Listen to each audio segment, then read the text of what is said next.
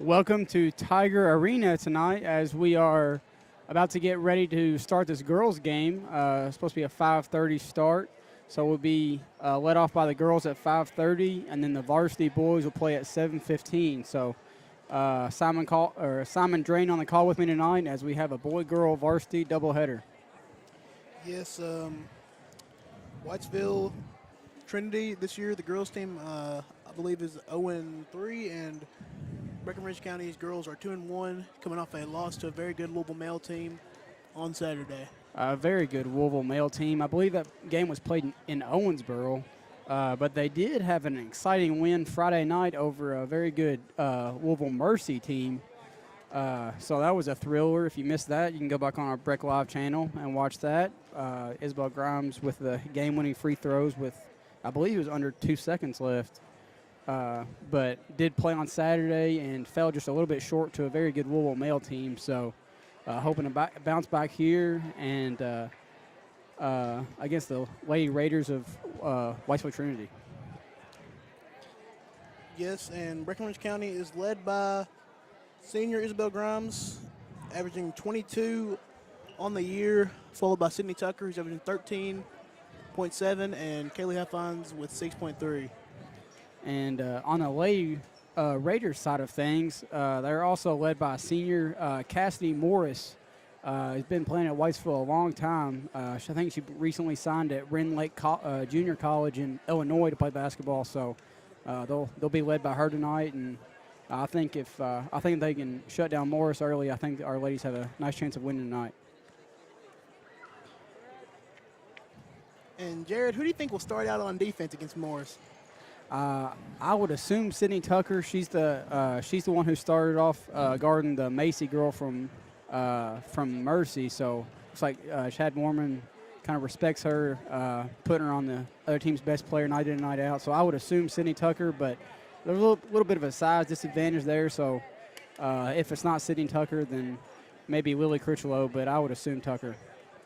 Yeah, and I would have to agree with you there. Interesting, Friday night, it was hard for me to see, but I did think Tucker face-guarded Leah Macy and kind of denied her the ball a little bit. It'll be interesting to see whether Coach Mormon does that against Cassidy Morris tonight, or if Sydney plays a little bit farther off and kind of waits till she has the ball to get up on her. But she did kind of like almost deny Leah Macy the ball on Friday night, and I think that played a key role in us getting the victory.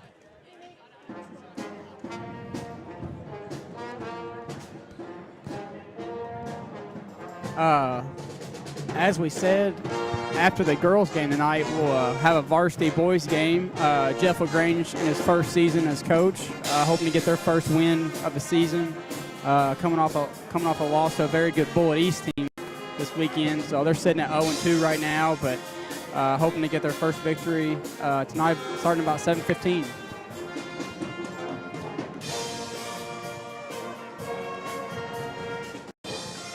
We will take a short commercial break and be right back pretty close to tip-off. So be right back.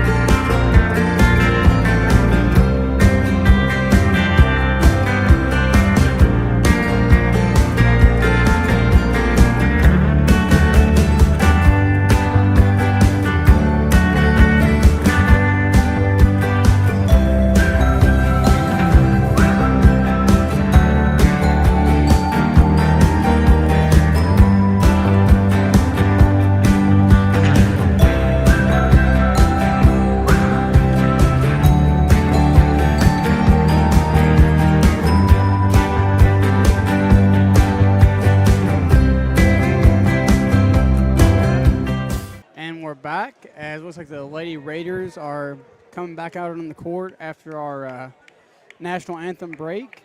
So just a quick look at their stats leaders. As I mentioned, they are led in points by Cassidy Morris. Looks like she's averaging 24 a game.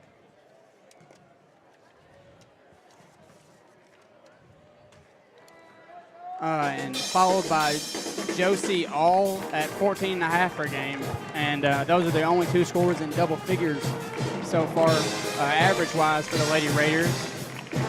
As you can hear the band playing as the Lady Tigers come out, led by their 4 seniors, Grimes, the Tucker twins, and Lily Critchlow, all 4 starters. Yeah, and as I said, Isabel Grimes leading the team in scoring with 22 a game. Sydney Tucker with 14. And those are the only 2 in double figures for the Tigers, with the other 2 seniors, Lily Critchlow averaging 0.7 points a game, and Skylar Tucker averaging 3. And an interesting addition to this year's team. She did dress varsity last year and got some minutes as needed, but Kaylee Huffines, I believe she's a freshman. She's getting some quality varsity minutes this year. Give us some good length and size on the interior, so I think that goes unnoticed sometimes, especially since we've dealt with some undersized in the past. When I remember when Aaliyah Mucker was here, she actually played the 5 for us and did it well. She was just a little bit undersized for that position, and she's actually playing forward now at Midway University. So she did a good job for us down there, but I'm glad we got some size this year and bulked up a little bit. Yeah, especially against teams like Louisville Mercy team that they played against.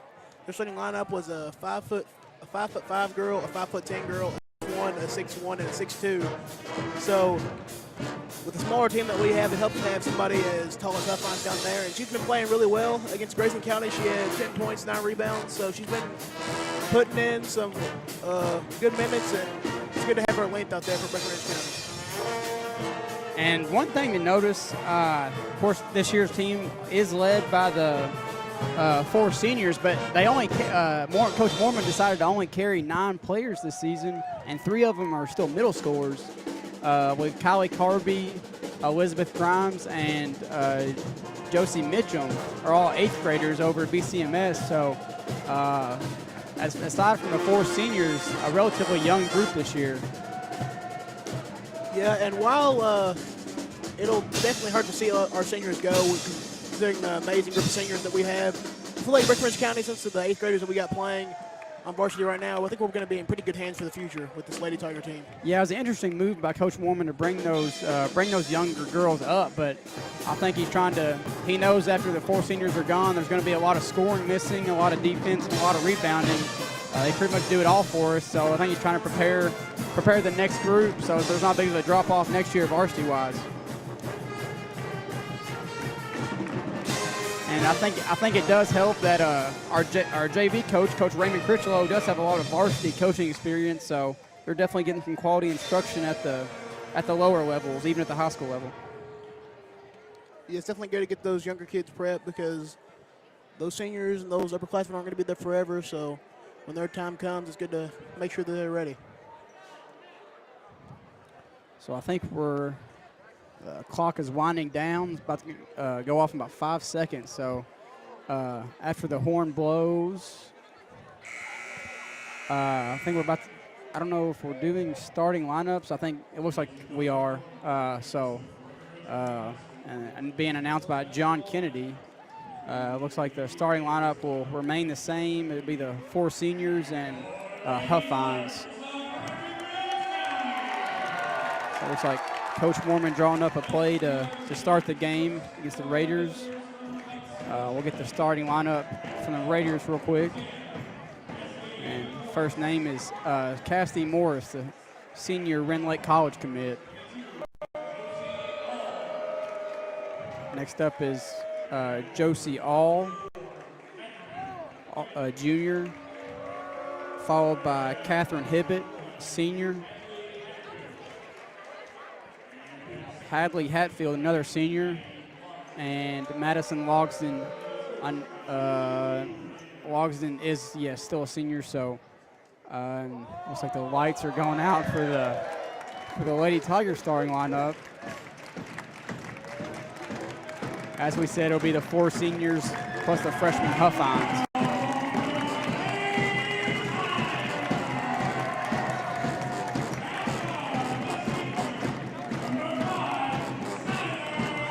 The first name will be Skylar Tucker.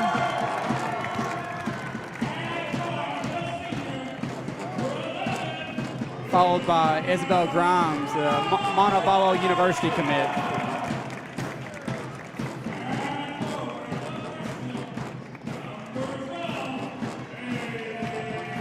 And next up is the tall freshman Kaylee Huffines.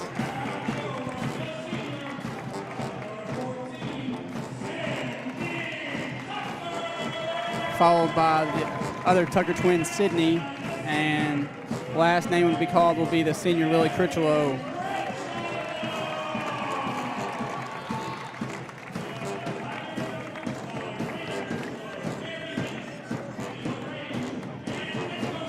Wait for the lights to be turned back on here, and I assume it'll be Huffines to tip, Simon.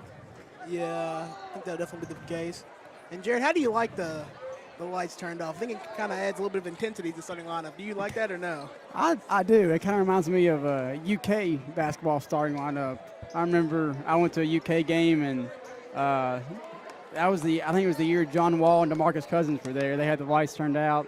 It was pretty cool. I kind of like it.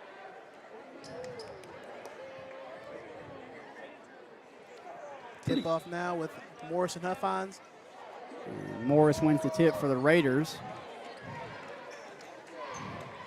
And back to Morris. This looks like a Chad Mormon and the Tigers starting out in a 2-3 zone. And that'll be a kick ball by Isabel Grimes. Pretty healthy student section tonight. I believe the theme is whiteout. But good to see our students getting out to support the Lady Tigers here at 5:30. And then the boys will be tipping off about 7:15. And looks like they're switching the man here off the dead ball, and that'll be tipped out of bounds by Huffines. Bridge County doing a good job early on defense, preventing them from getting the ball in bounds. Two early deflections before the Raiders have already got a shot off. And as we predicted, it looks like Sydney Tucker is guarding Cassidy Morris. Hunter did not hurt the ball. Morris drives, puts it up over Tucker. Great defense from Sydney. Brought up quickly by Isabel. This crossover, Isabel going to get to the paint. Kick back out to Skylar. And now it's Sydney at the top of the key, over to Huffines. And a pass down on the block to Skylar. And that'll be stolen away by All. Pass to Morris. Morris going to stop and pop for the three-pointer. It's good. Pull up by Cassidy Morris is our first bucket of the game. Grimes going to take it up slowly now. Pass to Sydney Tucker. Skylar Tucker now. To Lily Critchlow in the corner. Thinks about shooting it down to Huffines.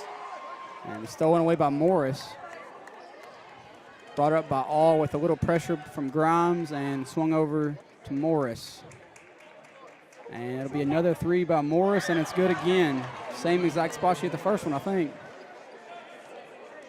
So the Lady Raiders with a 6-0 lead, all courtesy of the senior Cassidy Morris. Yeah, and like we predicted early before this game started, if we don't slow down Morris, it'll be a long night definitely for the Lady Tigers. I think should be the same game plan as our opponents going to our games playing against Isabel. I think everything runs through her, and the first key of success is stopping them. Speaking of Isabel, downtown for the three-pointer, give Breckenridge County the first points of the game, 6-3. Cuts the lead in half, and our 3 field goals of the game are all 3 triples, 2 by Morris and 1 by Isabel.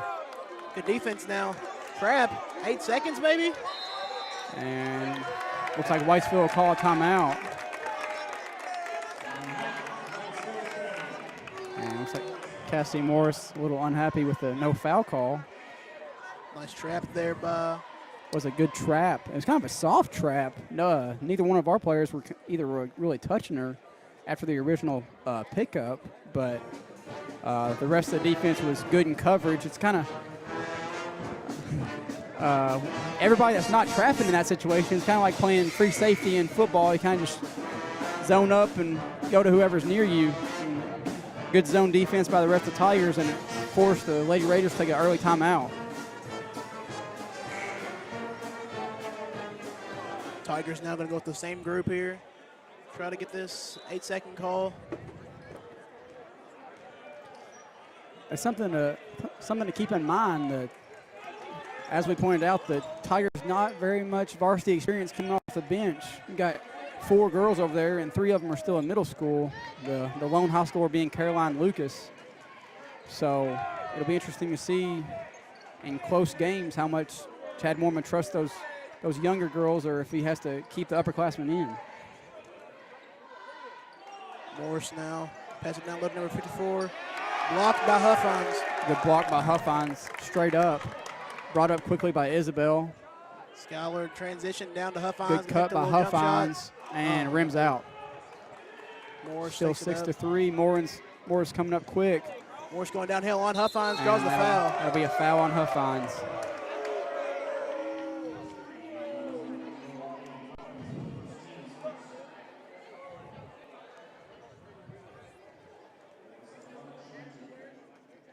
Morris looking to extend the lead to 5 now. She hits both of these free throws. The first one is up, and it is no good. Rims out by Morris.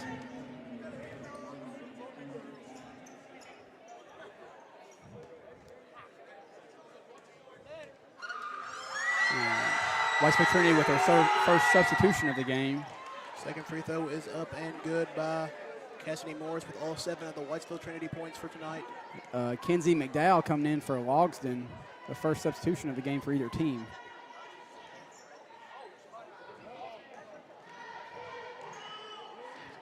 The Raiders also playing zone to start the game, and the jumper is short by Critchlow. Early on, Breckenridge County got some great looks, but just haven't been able to convert there. And that was kind of a story against Mayo. I think we had some looks against Mayo, and obviously Mayo was a really good team, but I think that was kind of the story of the game. I think we missed a lot of free throws and some jumpers that we usually hit, and I think if we hit those shots, then we beat another really good team out of Louisville.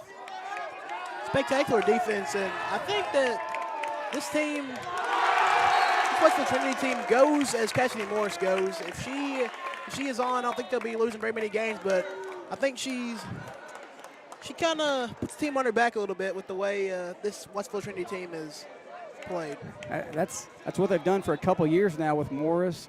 Even if she's not the one scoring, everything runs through her. It's kind of like everything is due to her, whether it's assists or even rebounds. Tucker for 3, no good. 3 by Tucker, rebounded by Grimes. And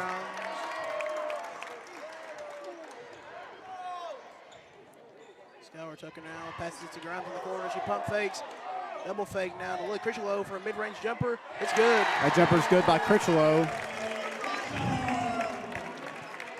And one thing to point out is this is just Morris's 4th game back after a torn ACL. So looks like it's not slowing her down any, and it hasn't slowed her down this season.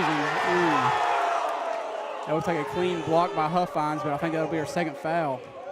And I thought that was a clean block as well, but that's not too good for the Lady Tigers early on. It's going to be Huffines' 2nd foul, I believe. 2nd foul, yeah. And we got somebody like Morris going downhill. It's kind of hard to stop him unless you have somebody as tall as Huffines down there. Looks like Caroline Lucas is going to come in for Huffines. A few people on our team that's actually taller than Morris. Caroline Lucas coming in there definitely doesn't add any more size to the Lady Tigers. And now it'll be interesting to see whether Mormon stays in man with the loss of size of Huffines, where he goes back to that 2-3 zone they started the game out. Morris knocks down both free throws, giving her all 9 of the Whitesville points so far in this game. Score being Morris 9, Breckenridge County 5. Whitesville still in that 2-3 zone.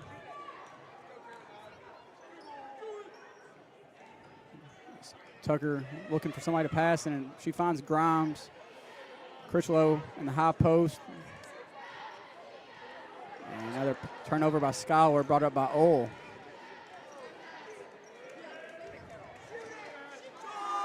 pull up short and a rebound by Morris. Timeout for the Lady Tigers. No, miscommunication between Moorman and the referee. I think Moorman was signaling for a walk, and the referee thought he took a timeout signal. So no stoppage in play, and it'll be brought up by Grimes, down by 6 early.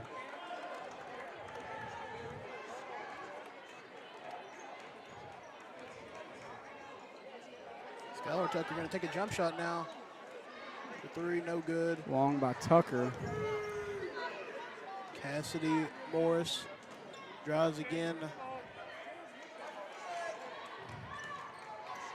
Lucas, that looks like a walk. There you go. Walk. Great defense by Caroline Lucas coming to help now, making her pick up a dribble and walk with it there. And here comes one of the 8th graders, Callie Carby, to replace Lily Critchlow. And Carby definitely doesn't help in the size department, but she is a very, very good shooter, especially for being only an 8th grader.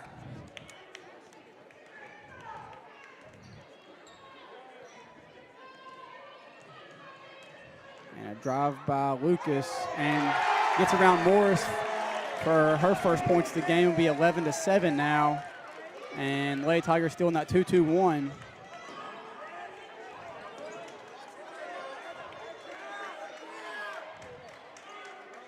And a 3 by All is good.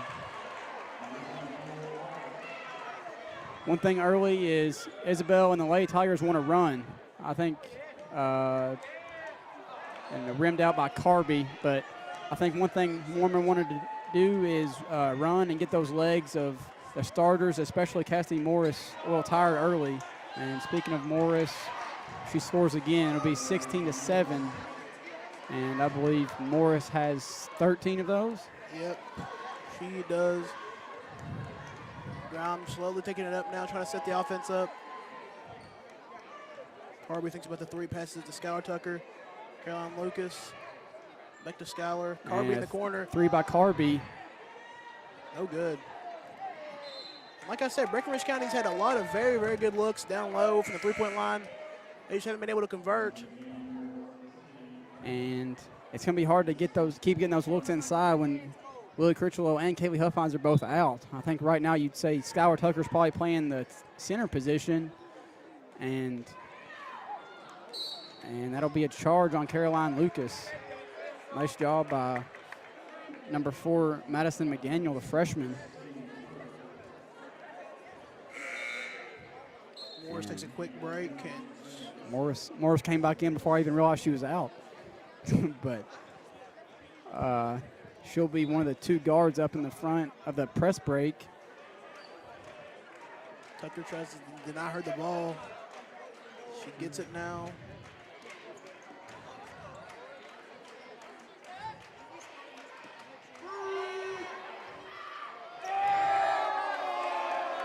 Rebound now from Skylar Tucker.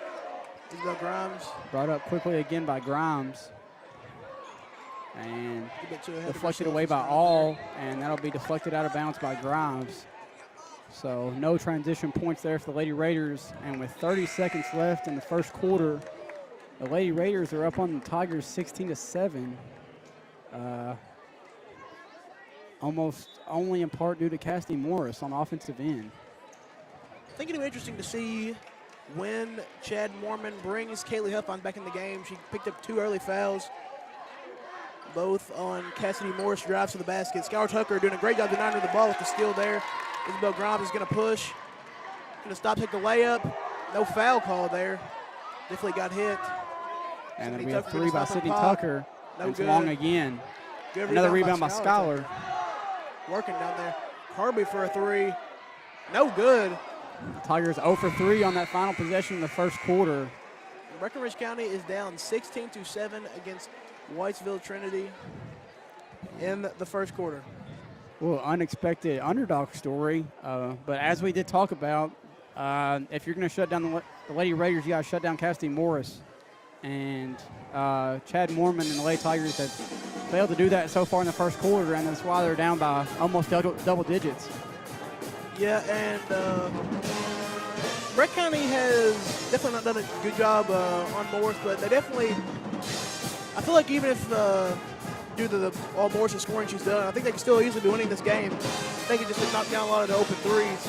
About five or more open threes they've missed, and a lot of shots up to the basket. Easy mid-range jumpers they could have hit as well. So I feel like if they could just knock down those shots and keep Morris at bay a little bit, I think they can easily still win this basketball game. Yeah, I definitely think so. With that zone defense that the Lady Raiders are in, trying to protect against foul trouble, I think you can definitely be patient in that zone offense, and once you get a good look, you just got to knock it down. And I think the failure to knock down those shots is the main reason the Lady Tigers are down right now.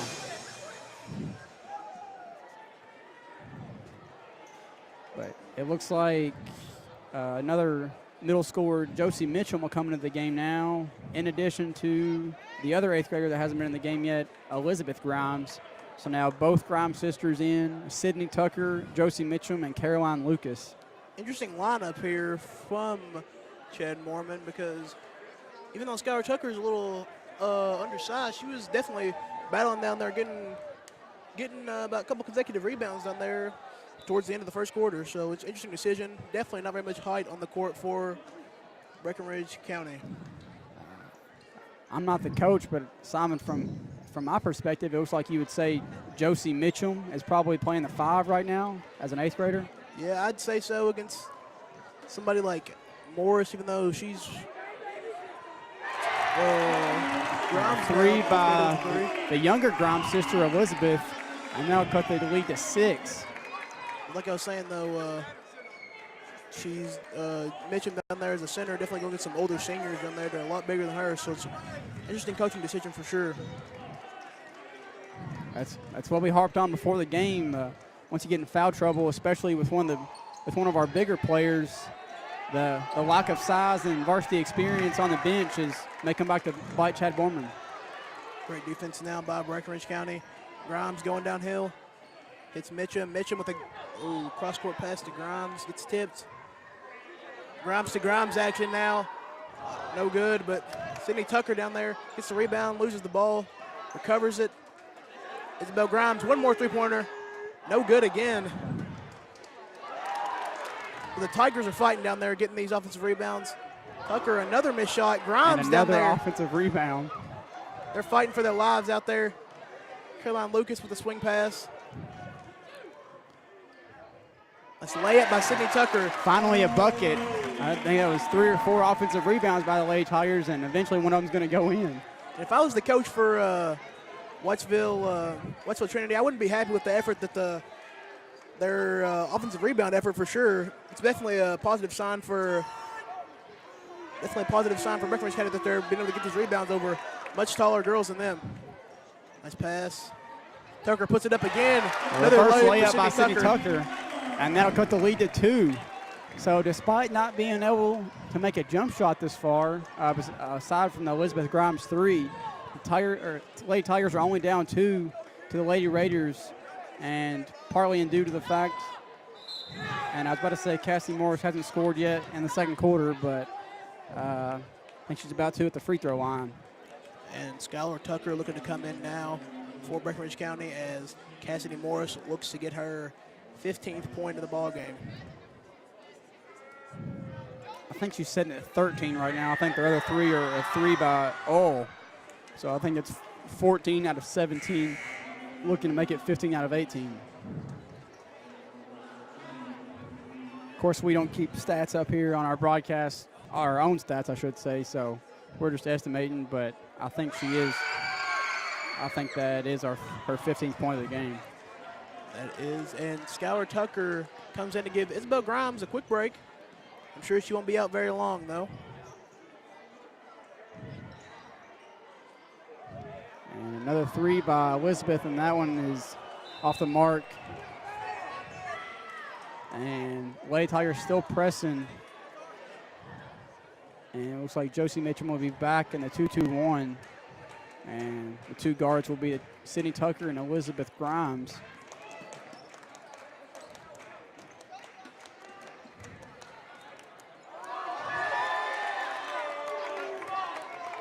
Lady Tigers with the steal, and Sydney Tucker going downhill, passes it to her sister. Skylar with the 3. It's no good.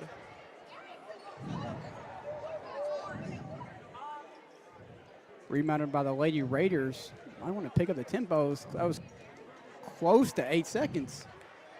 But pass off to Morris, and they'll look to set up the offense. And as I predicted, Isabel Grimes, she's coming right back in the game, as well as the senior Lily Critchlow. And Lily Critchlow, she's been out just a little bit longer than the other upperclassmen. I think she followed the freshman Kaylee Huffines to the bench, so she's been out the longest out of the upperclassmen. But her and Isabel come in for Caroline and Josie Mitchum. Josie Mitchum gave some quality minutes off the bench there. Gave Isabel a quick breather. And Sydney Tucker's putting a lot of effort on the defensive end as well as doing great on offense, getting a couple steals early, trying to limit what Cassidy Morris has done so far. And I'd say in this quarter she's done a pretty good job of it. And that'll be a bucket by, I don't have a number 1 on my roster, so, and a good box out there by the Lady Raiders as the ball bounced almost twice before the rebound was collected by Morris. Deep three-pointer by Morris. It's no good. Rebound got by Trinity, and there's a foul. Be a foul by Skylar Tucker, and I don't have a number 1 on my roster for Whitesville Trinity.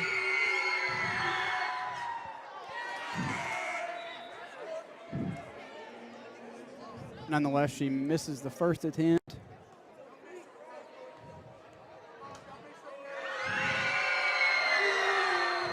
And also the second, and the long rebound goes to Elizabeth Grimes. Grimes takes it up now, passes to Skylar Tucker. Let's pass to Grimes in the corner. Isabel Grimes, and it is no good from the three-point line. Breckenridge County has not shot very good from the three-point line tonight, that's for sure. Struggling so far. I think their only three-pointer was by Elizabeth Grimes. Yeah, I feel like in Breckenridge County, if they have hit all the three-pointers tonight, I think they'd be up by definitely double digits with the amount of threes they've shot and missed. But it is good to see something to point out is when Elizabeth Grimes is in the game, allows Isabel to be off the ball. She doesn't have to bring the ball up the court, and that'll be a walk by the Lady Raiders. But I think that's good in 2 aspects. I think it gives the 8th grader Grimes some good varsity point guard experience, as she's probably going to be the point guard next year. And it also allows maybe Isabel to get some off-ball touches and maybe get open a little bit more than she would if she was a primary ball handler. Yeah, for sure, because not only is Isabel the best facilitator for this team, she's also the best scorer. So it's good to have Elizabeth on the team so she can be able to create for Isabel instead of Isabel always creating for the other people on the team as well. And especially this year's team, maybe not as deep as in years past. I think it saved Isabel's legs just a little bit. Maybe Elizabeth or some other guards creating a shot for Isabel, maybe getting an open catch-and-shoot shot rather than Isabel trying to create her own shot. I think it makes those legs a little bit lighter in the fourth quarter. Most definitely. And Kylie Carby has entered the game now for Elizabeth Grimes. Elizabeth Grimes gave some, as we were saying, some very great minutes at the point guard position. And it looks like Isabel will be the ball handler again as the Lady Tigers set up that zone offense that they've been running all night. And it'll be another pass to Carby. Isabel passed up a 3 there.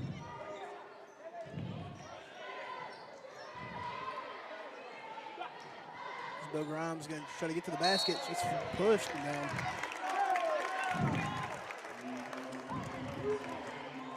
That'll be number 11, Sarah Payne, with her first foul, and the Lady Raiders' first foul of the game with only less than 3 minutes left in the first half. It's her first foul of the half. And it'll be a pass to the wide-open Carby, and she drives it and gets the foul on number 54, Catherine Hibbett. So the 8th grader, Kylie Carby, will go to the line, shoot 2. Like I said earlier, it'll be interesting to see if Kaylee Huffines gets in the game, even the rest of this half, considering that she got 2 quick fouls in the first quarter. I'm sure Chad Mormon wants to save her for late in the game, definitely if need be. So I think that's probably going to be a strategy. Keep her out for the rest of this half and probably start her out in the second half. And that is a good point. Fortunately for Breckenridge County, it does not appear that the Lady Raiders have anyone on their team with absolute overwhelming size.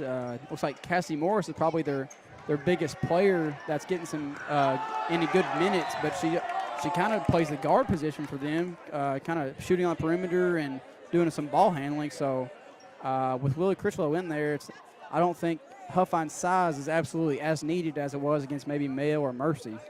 Yeah, that's what actually I was thinking. Against a team like Louisville Mayo, definitely would have been a disaster, especially against a team like Mercy. Like I said, their starting lineup was definitely huge compared to Breckenridge County, so that would have been disastrous against one of those teams.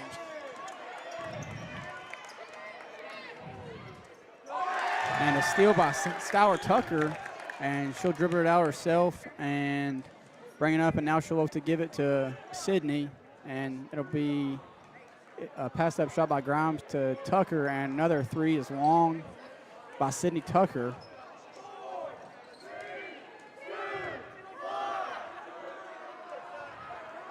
And Moore is trying to set up the offense now, guarded closely by Sydney Tucker. And that'll be a walk by Cassidy Morris. And I think if you're Chad Borman, I think if you go into halftime down by single digits, considering Kaylee Huffines has barely played in this game, I think you call that a success. I know you're planning on definitely winning at halftime to this Lady Raiders team, but when you consider how much the 8th graders have played at this point and how little Kaylee Huffines has played, I think going in down single digits compared to the points that you were down at the end of the first quarter, I think you consider that success. Nice jump shot, pulled up mid-range there by Kylie Carby to make it 17 for Breckenridge County, 20 nice for Whitesville. Pull-up floater by Kylie Carby, and that'll make it a single-possession game.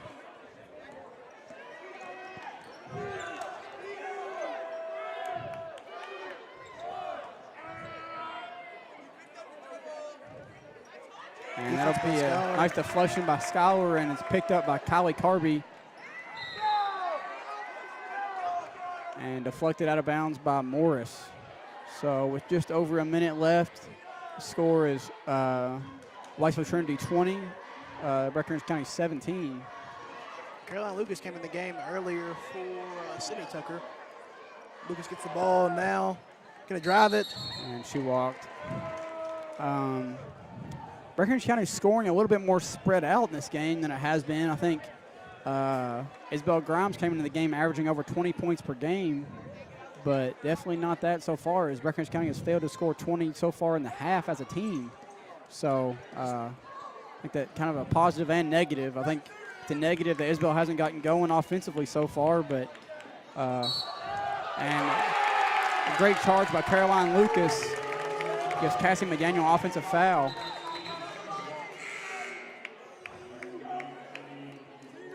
But as I was saying, it's kind of a negative that Isabel hasn't gotten going yet offensively, but kind of some of the other ones, and especially the middle scorers, kind of picked up the offensive slack.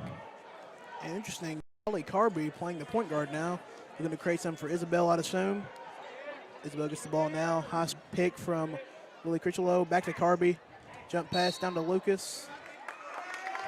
And that'll be another foul on Morris. Morrison. I believe that's at least her second. Yeah, second, as announcer says, she's going to stay in the game.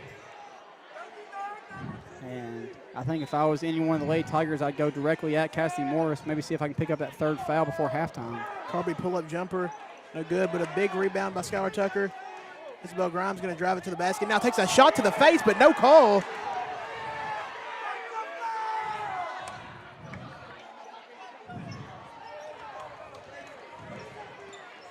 That's an interesting no call by the officials. It looks like Isabel kind of got smacked in the face. Definitely. And that'll be a push in the back by Caroline Lucas, and it'll make the Lady Raiders one foul from the 1-and-1 bonus, but probably not going to matter with just 8 seconds left on the clock in the first half. If it was me, I'd probably put Haley Huffines in maybe here, but it'd be bad risk for getting another quick foul. Morris Get the shot off. He hits it, but no basket, and that's going to make it 20-17 going to halftime in favor of Whitesville Trinity. So we'll give you a halftime commercial break, and we'll be back before they take it out of bounds and start the second half.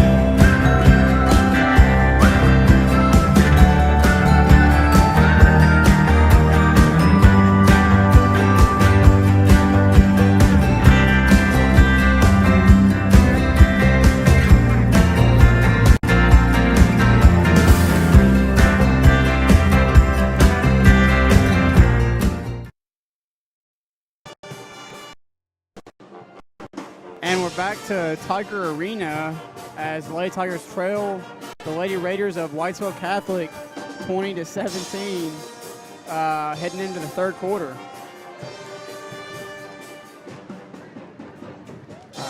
One thing to note is Kaylee Huffines played, I don't know if she played a full 2 minutes, Simon, before she picked up those 2 quick fouls against that driving Cassie Morris. Yeah, it'll be interesting to see how much Chad Mormon plays her this half. I'd probably assume she's going to start out playing this half. She only has 2 fouls. I know Cassidy Morris, I think she has 2 fouls. I believe Cassidy has 2. She's almost picking up a third there on the last possession of the game. I think if Caroline Lucas fell down, I think she got a little shove from Morris. I think if Caroline Lucas falls down there, that'll be 3 on Morris, and that's kind of a game changer. But nonetheless, Huffines with 2 and Morris with 2. But I think if you get Cassie Morris, if you get her in some deeper foul trouble, I think it'll be tough for the Lady Raiders to score. Yeah, and it's kind of hard for Kaylee Huffines because, I mean, I think at least one of her fouls she got was definitely a clean block there. So it's kind of hard for her because of definitely how tall she is. She gets somebody that looks like a clean block on our end, but I guess for the referee's perspective, they see it as a foul. So it's kind of difficult for her to, I guess, stay out of foul trouble especially against somebody like Cassidy Moore who's constantly get to the basket. So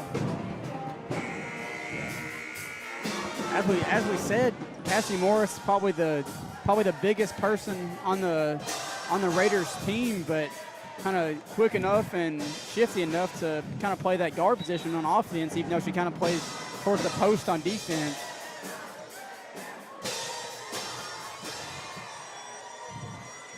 And looks like Kaylee Huffines will start the second half, and it'll be the same 5 starters that started the game. And if I was Coach Mormon, I'd try to get well, right now they're running a little bit of a 3-2 zone, but if they were in man, I'd try to get the ball to Huffines, maybe try to get Morris in foul trouble, because I'm sure she'd be on her if they weren't in the zone, but they are as of now. I think that foul trouble of Morris is kind of contributing to the Coach Hernandez's decision to go to that zone, is because and that'll be an and 1 from Isabel Grimes. I don't think that foul will be on Morris, but kind of the whole point of zone is kind of keep away from some specific matchups, and I think if they were in man, it'd be a lot easier to attack Morris than it is in zone.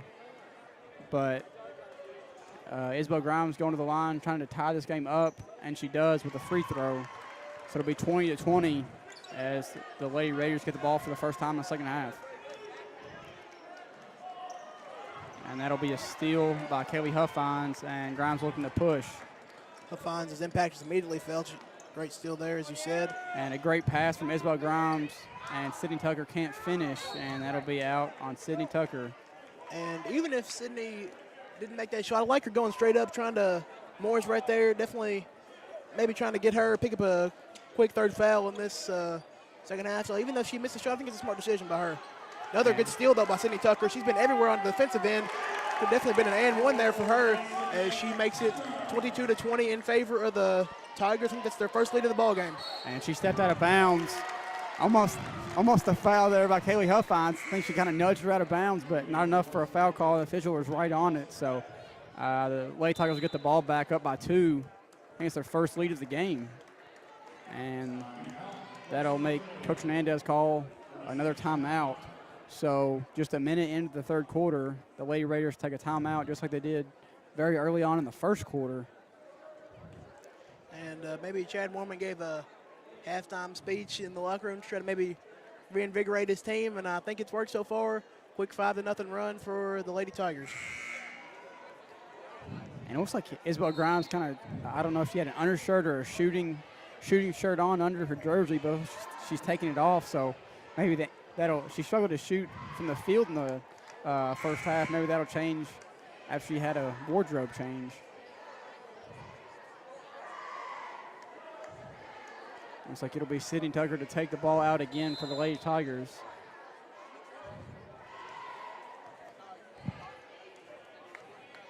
Grimes passes to Scour Tucker.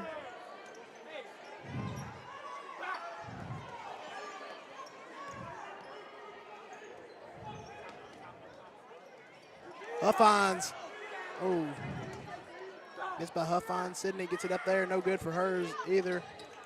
Huffines had a good look down low there. She just overshot a little bit. I'd like to see him getting the ball to Huffines down low. She's getting open down there, even some mid-range jumpers. And Isabel Grimes jumps in that passing lane. It'll be a steal for her. And was going to be a shot by Sydney, but the pass led her a little bit out of bounds, so it'll reset. And in the hands of Skylar Tucker now over to Huffines. And Huffines misses the jumper, and it'll be another 3 from Grimes. And that one's good, her first without the shooting shirt on.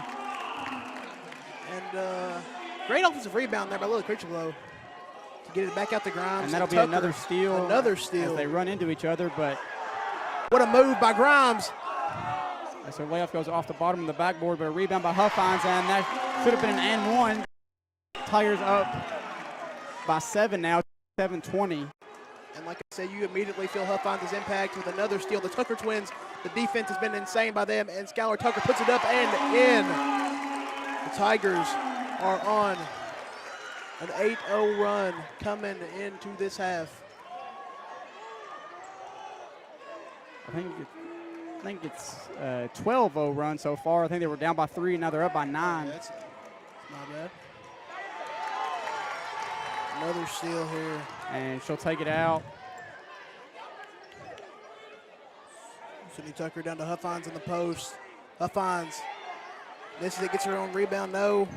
Tied up with Morse there. That'll be a foul on Huffines. That'll be a third. And Caroline Lucas will come back in for it.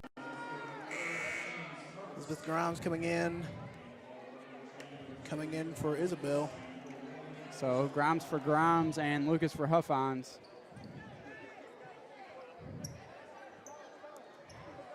In those situations for Huffines, I feel like you just gotta, if she didn't get the rebound, you gotta back away instead of trying to fight for it, risk picking up another foul in a close game like this. And that was like a push off by all, but not called. And that's a good point, Simon. I think if you have no fouls or even one foul in that situation, you can go for the offensive rebound. But with 2 early in the second half, I think you kind of let that one go and play on. Yeah, I agree. But another great defensive play by Skylar Tucker. Sydney now. Easy layup.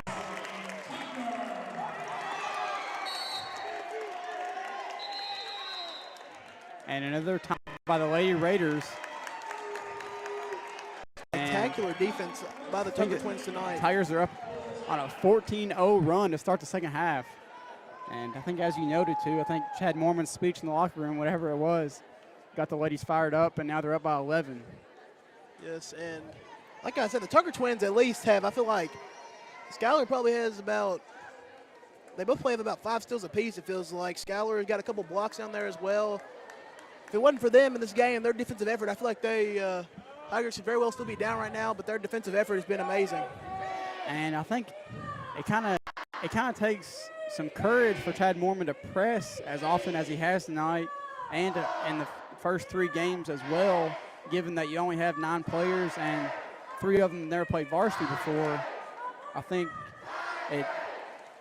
he must have been doing some conditioning in the offseason or something, because he's putting a lot of faith in the starting 5 to not get tired as often as they're pressing.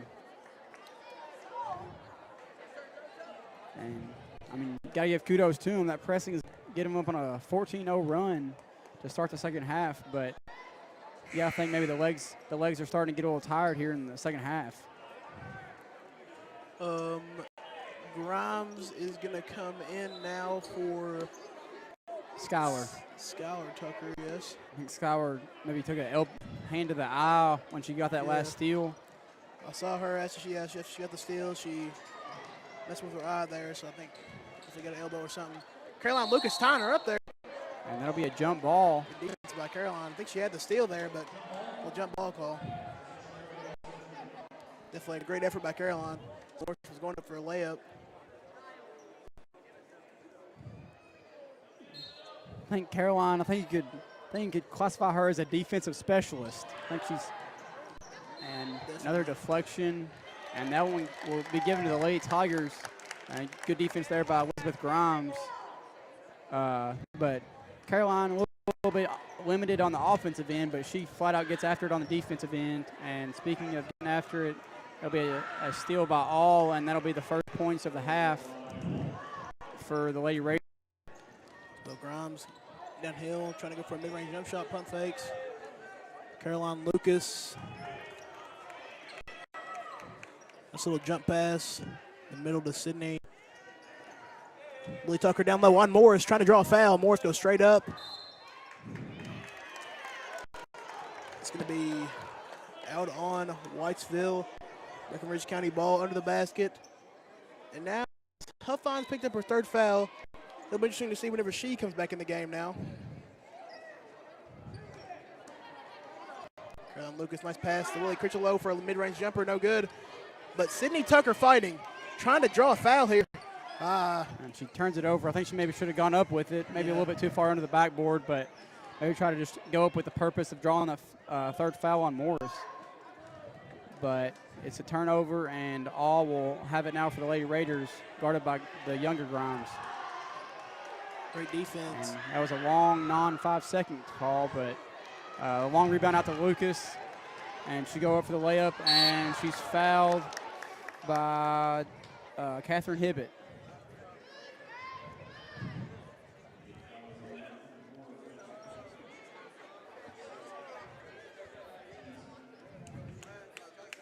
And looks like Hibbett slow to get up there, but Lucas and Hibbett both okay, and I think Caroline Lucas will go to the line and shoot two.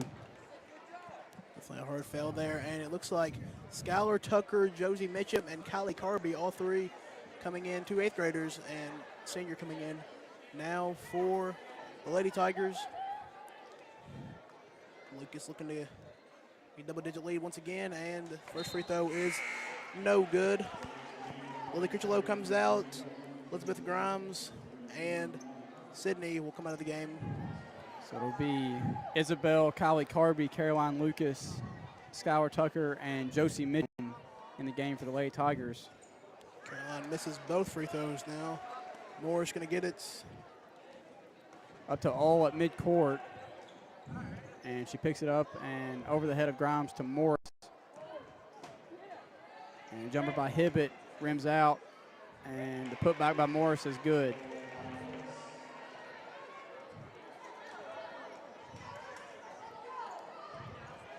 Is that Morris's 17th point, maybe? I believe that is Josie Mitchum. I believe that was 17. And that'll be a jump ball forced by the 8th grader Josie Mitchum.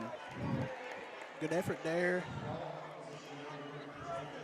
It's going to be Breckenridge County ball, so great job by Mitchum laying out on it. Getting Breckenridge County into the possession here.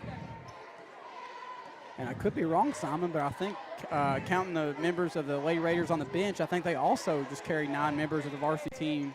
I think KHSAA allows you 15 slots, but both teams tonight going with a very low number in 9.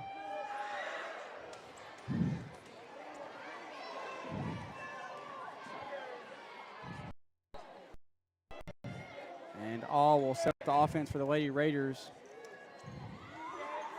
She nearly loses out of bounds, but she gets it off and poked away.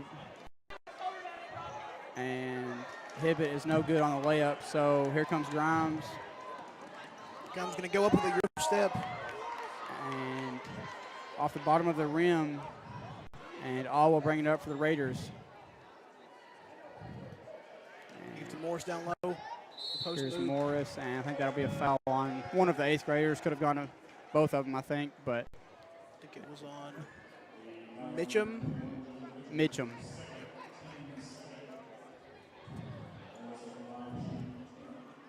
Cassidy Morris at the line. I think this is going for her 18th and 19th points. First free throw for Morris is good. Make it 25-31. We're going to make it a 5-point game now with this free throw. And I think if Cassidy Morris hits this free throw, I think she will get a quick breather.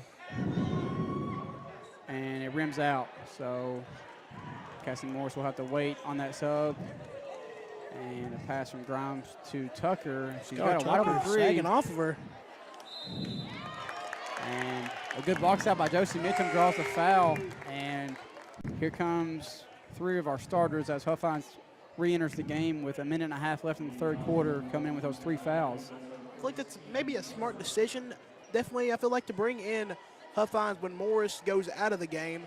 So maybe less of a chance of her fouling as Huffines gets a quick jump shot. No good. And I think that is a good point, Simon. I think, as we've said, Morris definitely the biggest girl on the Raiders. And I think with Lily Critchlow and Kaylee Huffines both in the game, I think you feed the post. I think I would almost have a rule that no threes while Morris is out of the game right now. Most definitely. And that'll be a walk on Grimes. And Morris comes back into the game before we can take advantage of her being out. I'd maybe, if I was Coach Mormon here, I'd maybe get Caroline Lucas back in the game in exchange for Huffines. Just make sure she didn't pick up her 4th foul before this fourth quarter starts. And that'll be a foul on Isabel. I think that'll be her first and the team's 3rd of the second half.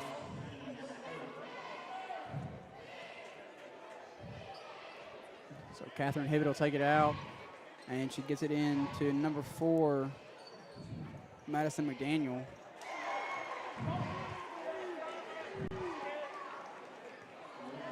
Three banked in there. 3-point game now in favor of the Lady Tigers. So after a 14-0 run to start the second half, the Raiders have came back, and that'll make it a 5-point lead, and that'll be Kaylee Huff's first points of the game. Lily Critchlow with a good steal now. Isabel Grimes likes the no-look pass. It's hacked. Skylar Tucker does, and it's going to send her to the line. That'll be a foul on all.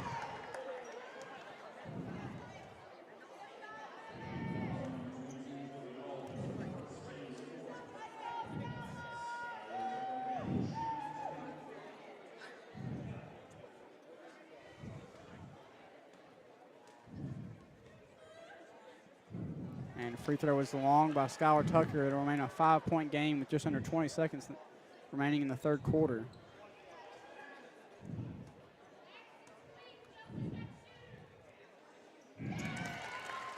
That one swished in. I'll make it a 5-point game. I'm sorry. Nice trap, another potential steal. No. Almost a steal by Grimes. And that will be a steal by Sydney Tucker. That's got to be at least our 5th steal. Good downhill pass to Grimes in the corner for 3. It's good. That's good, and that'll end the 3rd quarter. Her second 3-pointer of the quarter, and that'll make it a 9-point lead going into the 4th. So I think that was a great 3rd quarter for the Lady Tigers. As we were talking off air during halftime, the Lady Tigers just couldn't get anything going offensively in the first half. Just 17 points in the first half, and then they scored 20 in the 3rd quarter. And I think that was a great decision by Coach Mormon to go with the full court press in the 3rd quarter, because I think the best way to get your offense going is get some offense going by defense. So definitely some points off turnovers there in the 3rd quarter, and I think it's really what got the offense going.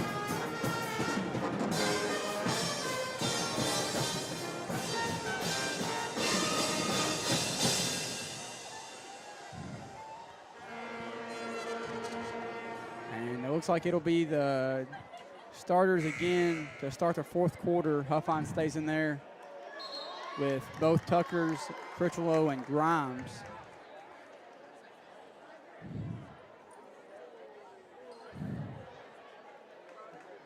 And it'll be Lady Raiders ball to start the 4th quarter.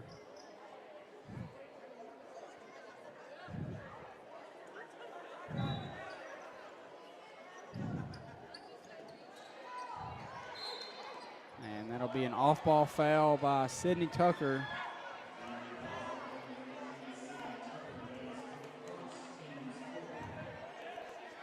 One thing that Morris does that may go unnoticed sometimes is she draws a lot of fouls, even when she doesn't get points out of them, and she doesn't go to the free throw line. Examples like that, she has the potential to get several players in the opposing team in foul trouble.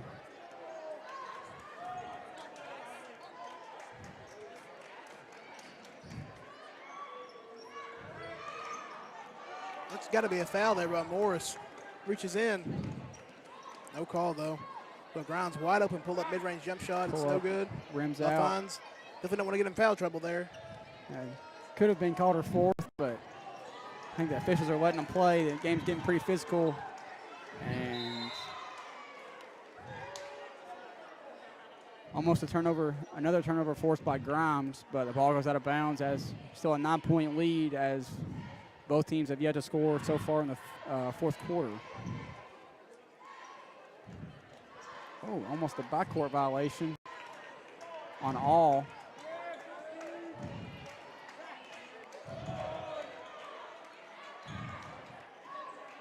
And pass to the corner, and that'll be a trap by Grimes as she gets around Grimes, and that'll be a pull-up by all. And it's no good, and Grimes comes out there with it, and I think that'll be a layup. And it's good. Washington have got Morris the ball, and she's calling for it now. Offense has gone kind of stagnant because of it. She's going full sprint downhill now. Makes a pass, and wide open shot, no good. Isabel shoved there. Prevent the fast break, maybe. I think maybe in the NBA that might be a clear path foul. I don't think they have that rule in high school, but a little bit different than an intentional foul. That definitely wasn't intentional, but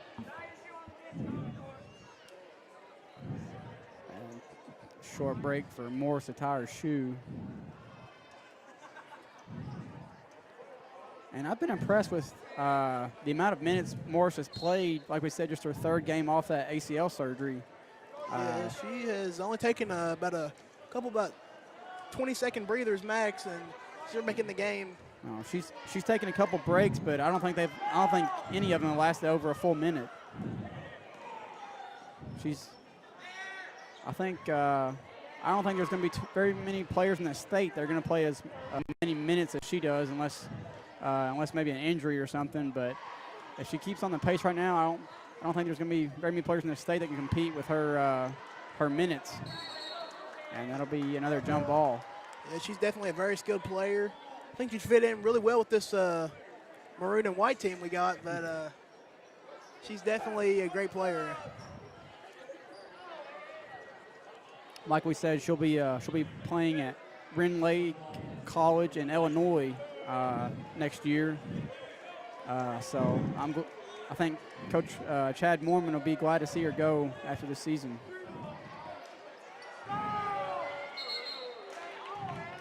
And back-to-back jump balls, and this one will go to the Raiders.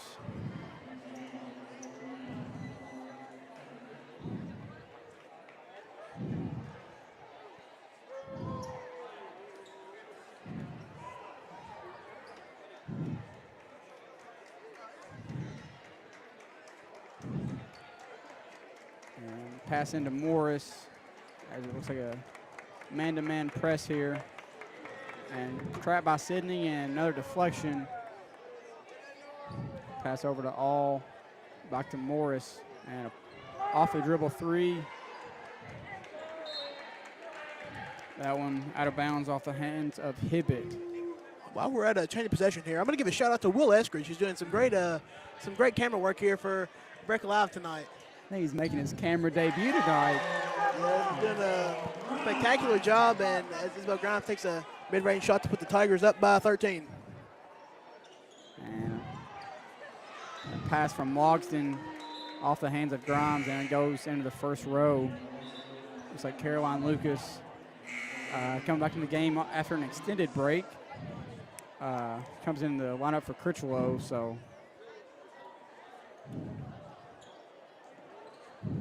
Pass into All. And it looks like Sydney Tucker maybe denying Cassidy Morris the ball just a little bit. Not really face guarding her like she was Leah Macy, but. I think in this half, they've definitely done an amazing job of denying Morris the ball. Definitely another great steal by Tucker, and she walked.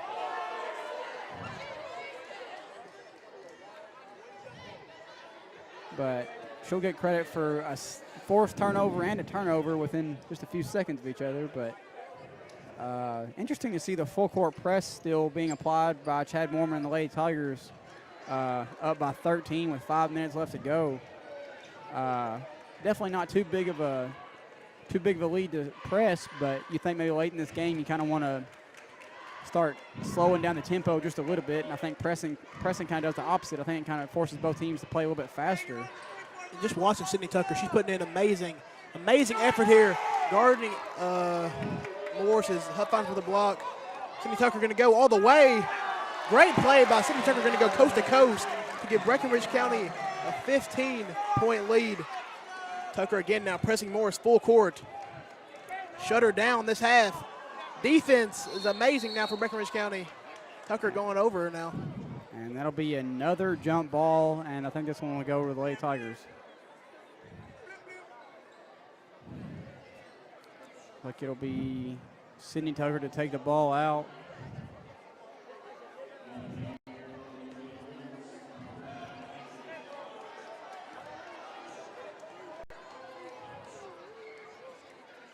And pass to Lucas in the corner.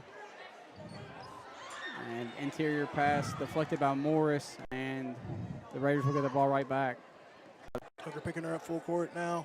Once again, help defense now by Lucas. But that'll be a foul before the shot. So no free throws coming from Morris. But as you were saying, Simon, outstanding defense being pretty much the entire second half by the Lady Tigers. I think the Lady Raiders have only scored 8 points at this point in the second half with just 4 minutes left to go in the game. So whatever Chad Mormon changed on defense at halftime, I think it's definitely worked. Like I said multiple times this game, the Tucker twins definitely got to get an amazing amount of credit there, as Caroline Lucas is called for the foul. Looked clean to me, but Tucker twins tonight have both been, Sydney and Skylar both been spectacular on the defensive end, with Sydney on Morris for pretty much the entirety of the game, and Skylar Tucker's just been everywhere, getting a ton of off-ball steals and some blocks as well. Yeah, I think last possession, Kelly Huffines got a block on Morris and almost had a block there by Caroline Lucas, but I think maybe touched her hand just a little bit. And both those free throws missed by Whitesville, and Sydney Tucker comes out there with the rebound. Here comes Grimes.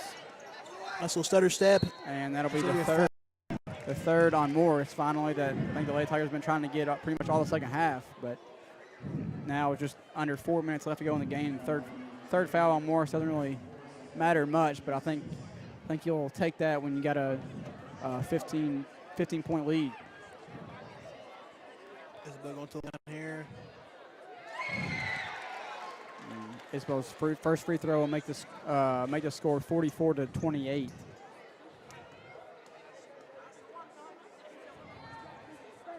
And that'll make it a 17-point lead with 3:48 left to go in the game.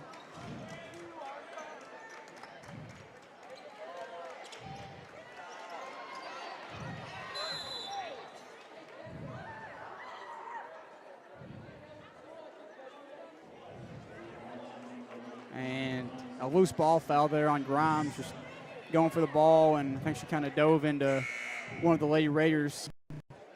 The unnamed player from our roster number one, will go to the line for the Lady Raiders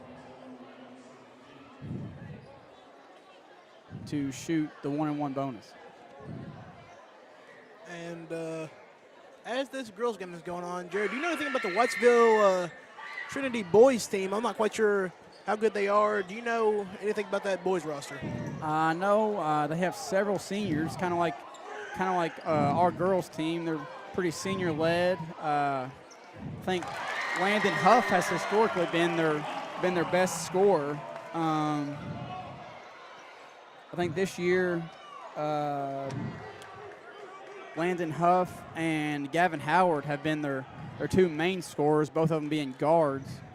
And then, of course, Will Hernandez will do the point guard duties for him most likely. So pretty upperclassmen, or I'm sorry, I forgot, Landon Huff actually reclassified. So he was actually a senior, and he took advantage of the COVID year, and he's now repeating his junior year, so class of 2023. But I believe he wears number 22 for the Raiders. But as for right now, we'll try to finish this ladies game, and that'll be another goal for Kelly Huffines. Breck has definitely blown out this lead now, as they are now up by 24 points with 2:25 to go. Tucker still, though, relentless defense on Morris. She's fouled, but the shot is no good. She's going to go to the line. I think that'll be a shooting foul, so Morris will shoot 2. I think she's already got 20 points, but I think after this trip to the free throw line, I think she'll definitely have 20 or more. I think as we said earlier in the broadcast, I think she came into this game averaging 24. So she'd have a rock solid first half against the Lady Tigers, but Sydney Tucker and the rest of the Lady Tigers have done an outstanding job of slowing her and the rest of her teammates down in the second half. And Caroline Lucas is going to take a break now. 8th grader Kylie Carby is going to come back in with 2:21 left in this ball game. Tigers up by 23.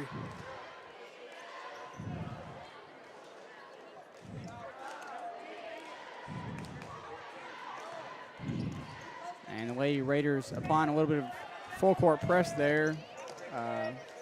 Tucker being trapped, and that'll be a backcourt. Timeout called by Chad Mormon before the backcourt violation.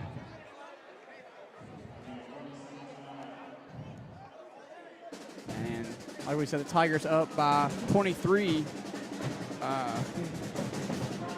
with just 2 minutes remaining in the fourth quarter.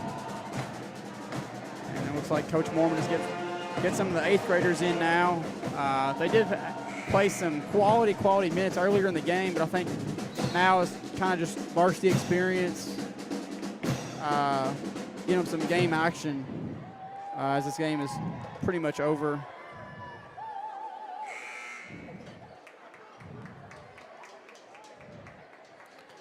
So now for the Tigers, we got both Isabel and Elizabeth Grimes in, Sydney Tucker, Kylie Carby, and Kaylee Huffines.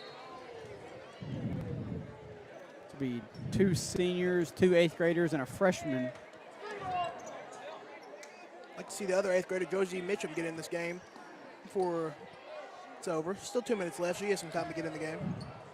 She has played a decent amount already in this game, but hopefully Chad Mormon can get her a couple more minutes, let her finish this game out. And a drive by All, and she'll pull up at the free throw line, and that'll be an air ball. And Huffines will get the rebound, outlet pass to Grimes. She'll drive and kick to Elizabeth. Elizabeth for 3, and it's long, but a rebound by Kylie Carby.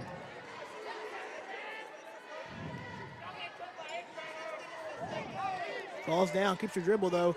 Carby with a pass down to Grimes. Huffines gets fouled on a jumper. It's going to send her to the line.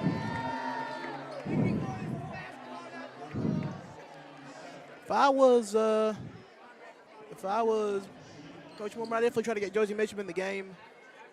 Definitely now with 1:14 left, up by 23. Definitely going to try to get the 8th grade in the game. And on cue, he does just that. Mitchum's going to come in now for Sydney Tucker. 1:14 to go. And there is Josie Mitchum coming in with 1 minute and 14 seconds left in the game. And there she gets an offensive rebound. And that'll lead to a shot by Kylie Carby. And that'll be a miss and rebound brought down by Morris.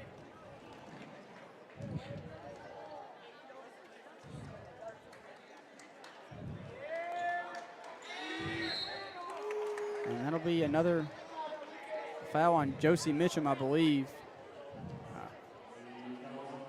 I'm sorry, Isabel Grimes got the credit for that foul. So another trip to the line by Cassidy Morris.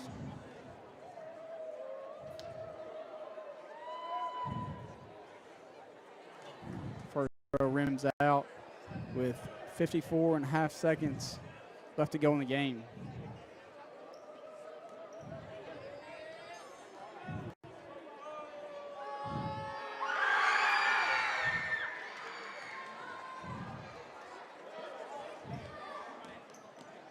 Elizabeth Grimes beats the trap here. Great pass to Mitchum.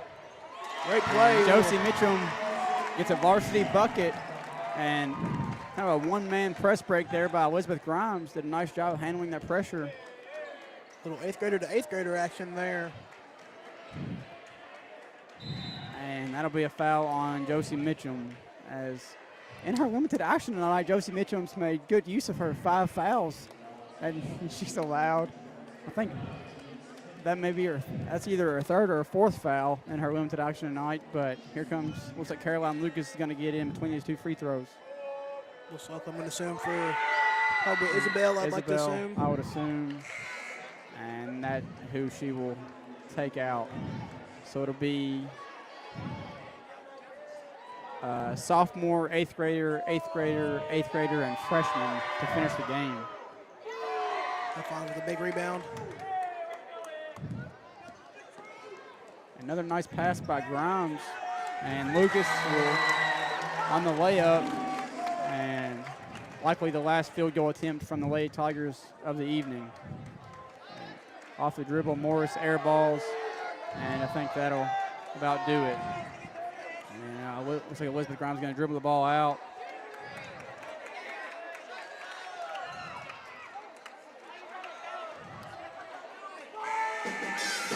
That will end the game as Breckinridge County wins by 25, 56 to 31.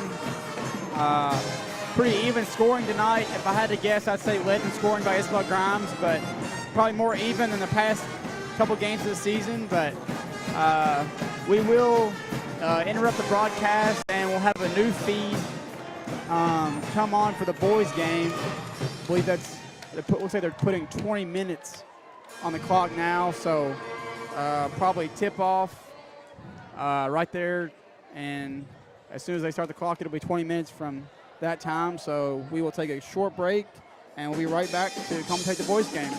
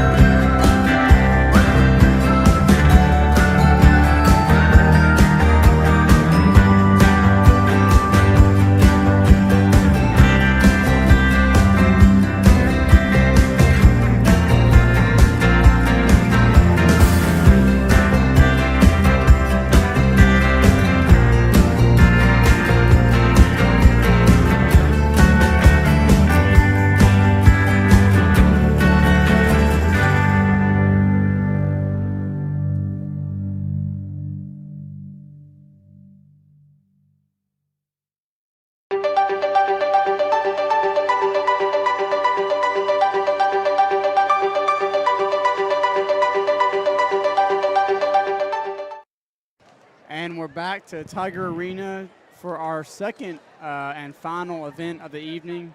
Varsity Fighting Tigers versus the boys of Whitesville Trinity.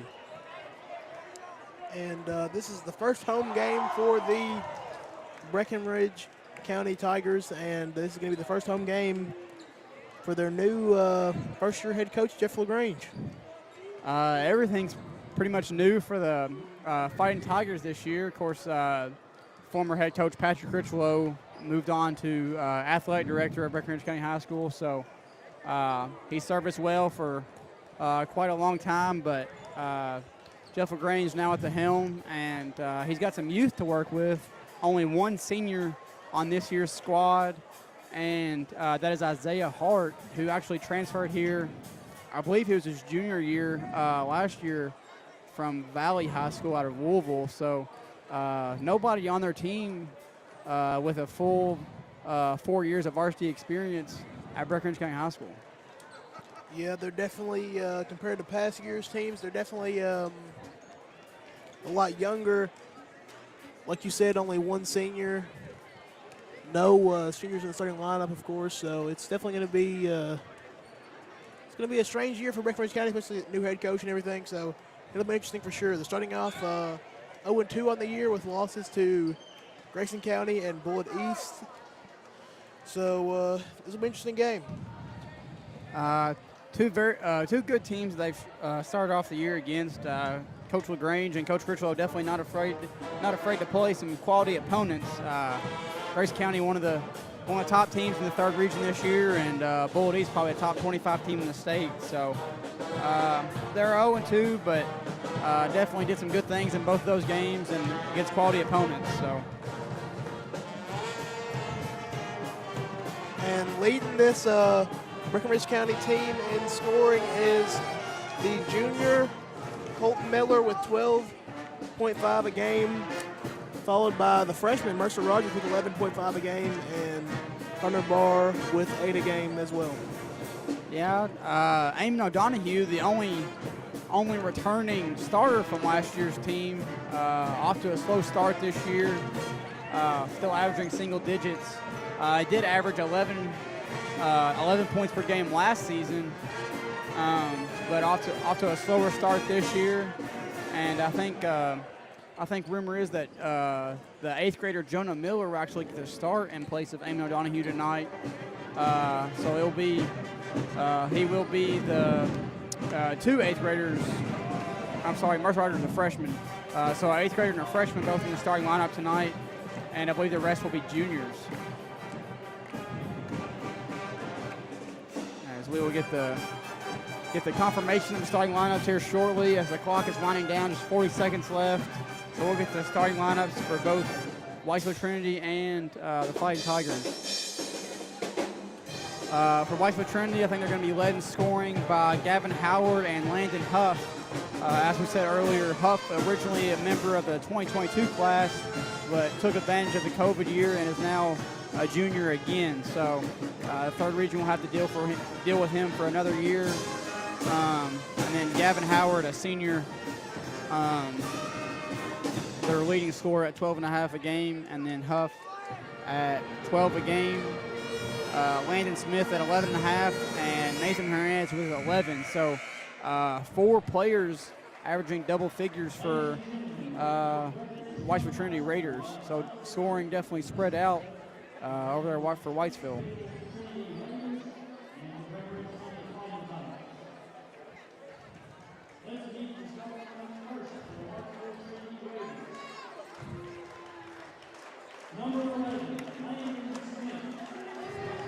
Landon Smith being the first name called out. And Bailey Wright, their leading rebounder on the year, another senior.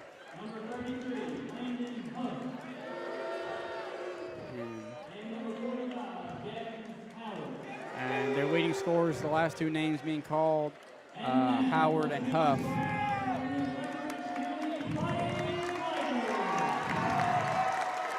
Now for the Fighting Tigers of Breckenridge County. freshman Mercer Rogers being the first name called out, the primary ball handler. And Colt Miller getting the start tonight. And another junior, Lane Tall.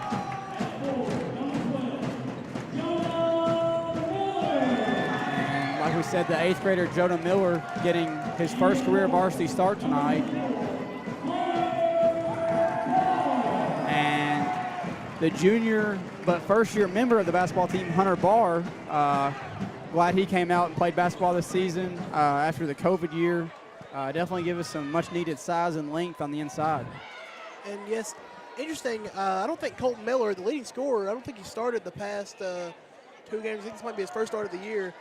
I know the Grayson County game, he had 19. I'm not sure how many points he had in the Bullitt East game, but definitely good to have him in the starting lineup now. I think we have 2 new starters tonight. I think Jonah Miller in place of Eamon O'Donohue and Colton Miller in place of Jacob Henning. So Hunter Barr wins that tip, and it goes to Jonah Miller as Mercer Rogers will drive to start the game, and an open 3 from Colton Miller, and it's long. And like we said, Eamon O'Donohue returning as the leading scorer and the most varsity minutes out of anybody returning, and that'll be a walk on Huff. But aside from that, Mercer Rogers and Lane Tall, the freshman and the junior, both got some quality varsity time last year as an 8th grader and a sophomore. So aside from Eamon O'Donohue, they will provide some varsity experience. Like we said, our definitely our tallest player by far, Hunter Barr, is an upperclassman, but did not play last year and came out this year and was pretty much a starter right off the bat. And a good layup to start off this game scoring-wise for Mercer Rogers on a turnover. Now it's the player from Whitesville Trinity, didn't see the ball coming his way. And that'll be a turnover on Hunter Barr as he scrambled after that ball and his foot slipped, and that'll be a walk as the Tigers' first turnover of the game, still 2-0 with a minute into the game. Hernandez bringing it up now, guarded by Rogers.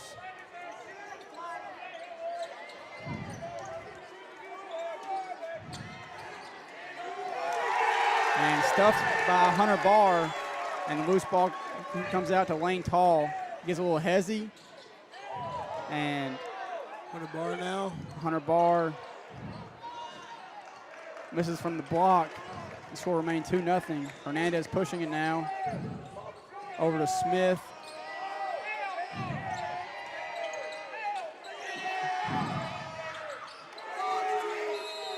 And pushed out by Wright after the missed 3 from Gavin Howard.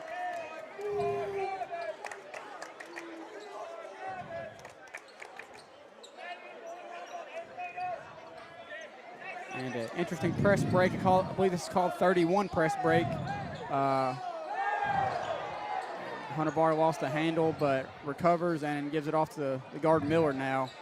Miller And kicks it out to Mercer Mercer, and it's long. And air ball by Mercer Rogers, and it give the ball back to the Raiders.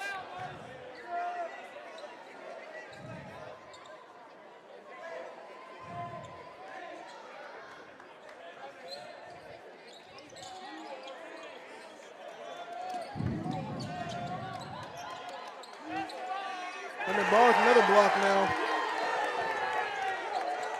And really happy Hunter Barr came out this year. I think that was the one thing this team, besides experience, this is one thing this team needed was size, and Hunter Barr definitely brings that, already with 2 quick blocks in the first quarter. But a foul on the drive will send Gavin Howard to the free throw line with the opportunity to tie the game at 2.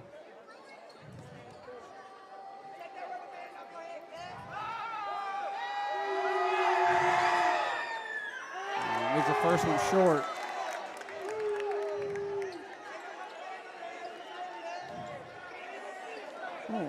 Jeff LaGrange in his home debut with the all-white fit, kind of going with the white out theme, and that looks like a lane violation, and that'll take the free throw off the board. obvious free throw violation by Bailey Wright. So score remained 2-0. But as I was saying, give props to Coach LaGrange with the all-white fit tonight to go with the white out theme, and that'll be a 3 from Hunter Barr, and offensive rebound by Jonah Miller, but it's taken away by Hernandez. And brought up by Huff now. Defended by Lane Tall.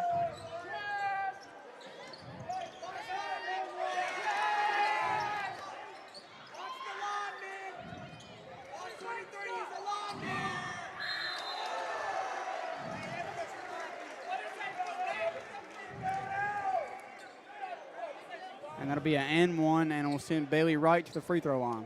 I think the foul was on Hunter Barr.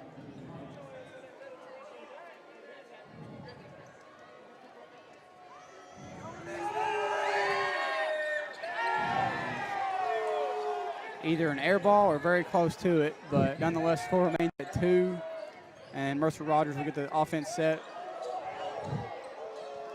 And it'll be a 3 for Colton Miller, and that's no good again. So off to a hot start against Grayson County, but yet to find a stroke here tonight. It'll be a 3 from Smith, and it's good. Rogers now to inbound it to Lane Tall.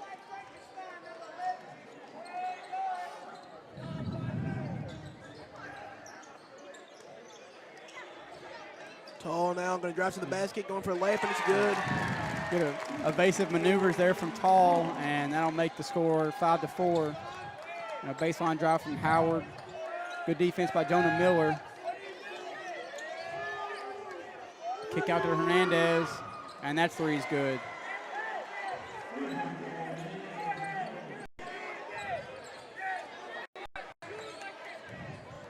Brought up by Lane Tall, and he'll get the offense set. Hunter Barr on the post now, hand off to Tall.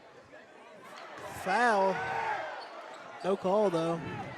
A lot of contact received by Tall there, but no call, and another 3 from Hernandez, and that one's long. Hunter Barr going to run the break. All the way for Barr. Can go right up with it, and it's good. He was about to dunk that there for a second until defender got in his way, but he still converts nonetheless. Would have been one of the best posters I've seen in a while if he slammed that one over top of, I believe it was Hernandez, I'm not sure.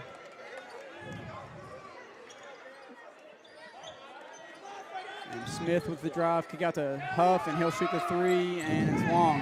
And a one-hand rebound by Hunter Barr, and off to Rogers. That's the Lane Tall. And a good pass from Lane Tall. And that one sent back by Huff.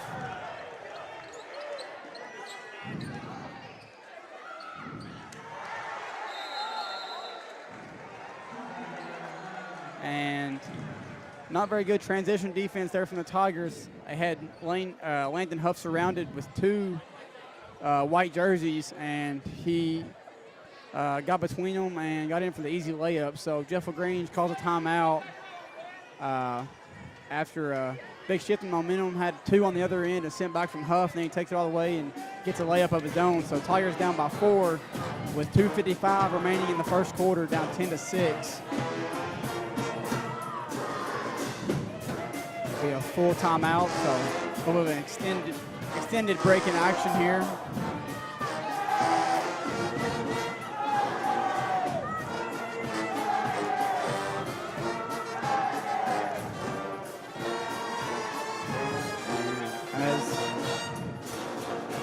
As the cheerleaders make their way off the court, so Whitesville Trinity will also make their way onto the court, so just waiting for the Fighting LaGranges to make it out of the huddle, and we'll get back to action. And now Eamon O'Donohue is going to come in for Hunter Barr, and Jacob Henning is going to come in for Jonah Miller, I believe. Jacob Henning is going to get the ball off the inbound back to Rogers. First 2 substitutions of the game for Coach LaGrange, and he'll take it across the timeline and look for help, and he gets it. And a good move by Lane Tall will get him an open layup as up and over as Denver Dickens comes in and will take over the point guard duties for Whitesville Trinity. And I feel like it might be Hunter Barr might have come out of this game. Carry on Huff. Hunter Barr might have come out of this game, maybe just because of the fact that Whitesville Trinity took out Landon Smith, who is another very lengthy player in his own right. Yeah, maybe a little matchup substitution there. Get Hunter a breather while Smith and Bailey Wright are both out of the game. And that pass is stolen by Huff. And that's a great defensive play by Mercer Rogers as he gets the jump ball as Lyndon Huff was going up for the layup. And it'll give Breckinridge County the ball. I'm sorry, Whitesville Trinity will have the ball. Isaiah Hart back in the game. And Isaiah Hart will make his first appearance of the game, coming in for Lane Tall.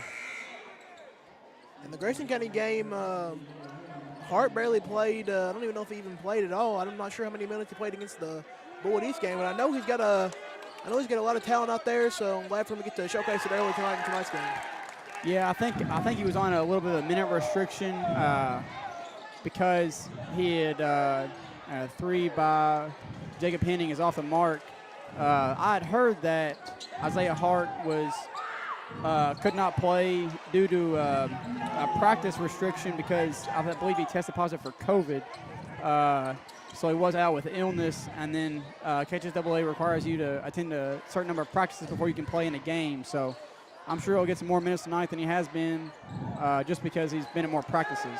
Yeah, definitely. Hart's definitely a very good player. He's very athletic, so it's good to see him back in the rotation for Breckinridge County.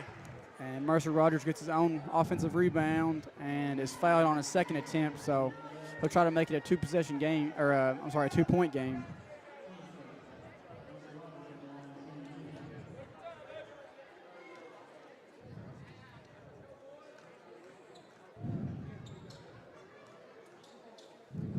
Freshman Mercer Rogers, first free throw is up and short. So it looks like we have senior, 3 juniors, and freshmen in the game right now. Like we said, Hart, the only senior on this year's squad. And the other free throw rims out. But Isaiah Hart had the offensive rebound, but it's tipped away, and Denver Dickens comes out with it off to Huff. And it looks like Huff walked again, but no call. And Isaiah Hart will come out with the rebound, and he turns it right back over.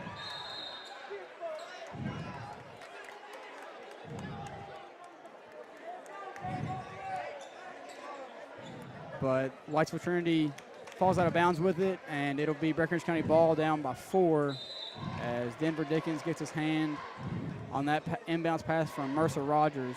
Rogers trying to get the ball to the open O'Donohue in the corner there. He's definitely a good shooter, trying to get him the ball in the corner, but tipped away by Dickens. Mercer going to get the ball in bounds here, throws it deep to Colton Miller, gets it in. Colton loses the ball, covered by O'Donohue. Hart for the three-pointer. It's no good. Long. And just like the girls team in their first quarter, the Fighting Tigers struggling, and that's a charge. And a nice job by Colton Miller there as Dickens was out of control on the drive.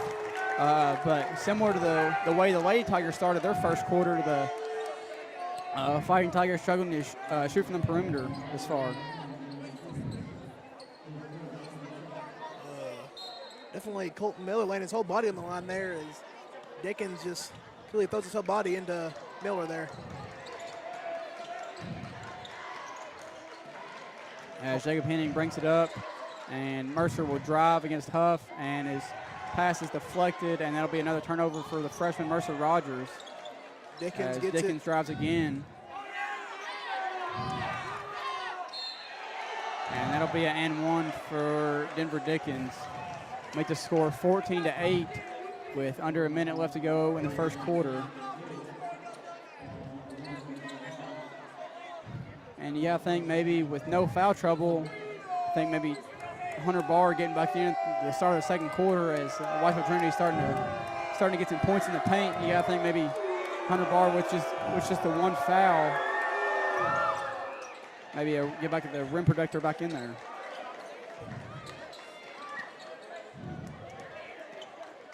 Henning now driving, loses the ball.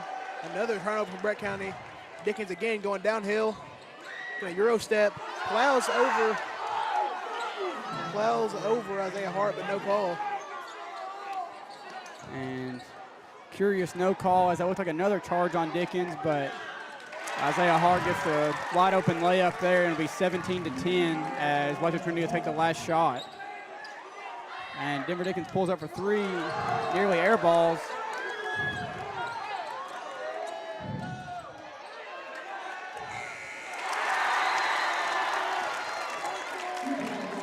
And I think that basket will count, so it'll be 17-12 at the end of the first quarter as a very, very last second shot by Jacob Henning. And that'll be his first 2 points of the game, I believe. So, despite it kind of feels like Whitesville Trinity dominated that first quarter, but Fighting Tigers only down by 5, and that's with Hunter Barr spending the majority of the quarter on the bench. Similar to the situation with Kaylee Huffines in the first game, even though Hunter Barr only has the 1 foul compared to Kaylee Huffines had 2. But kind of got to be grateful to only be down 5, given how Whitesville Trinity has pretty much controlled the game from the start to this point so far. Definitely, and for Whitesville Trinity, I really like the way Dickens plays for them. I'm surprised he's not in the starting lineup. He definitely plays with good aggression, getting downhill and get to the basket. So surprised he's not in the starting lineup for them. And speaking of their starting lineup, I think their starters will come back onto the court to start the second quarter. We'll see if Coach LaGrange does the same with his group. I'm sure Hunter Barr at least will return back to the game with Landon Smith coming in for Whitesville Trinity, and he is. Tigers going with Rogers. Rogers will take the ball out, and looks like he'll try to get it to Lane Tall. And the freshman Braden Carmen in the game for first time tonight.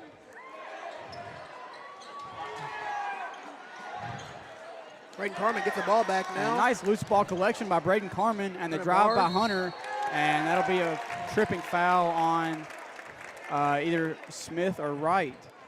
Nice display of sportsmanship there by Landon Smith, helping up Hunter Barr there after the rough foul.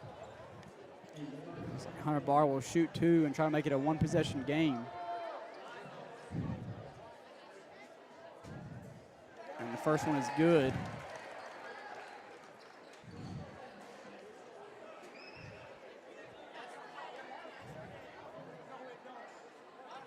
And the second free throw coming from the junior Hunter Barr is also good. So it'll be 17-14 as Whitesville will get the ball back. And a baseline drive. Hunter Barr going for the steal there. Smith with a jab. Corner 3 is no good. And Rogers is going to get the rebound. Mercer gets the rebound. Hart now. And a great pass by Mercer and leads to a foul. And outstanding pass by Mercer. Kind of had to lead him a little bit because he was being closely followed by Gavin Howard. And it'll give Isaiah Hart an opportunity for his first points of the game.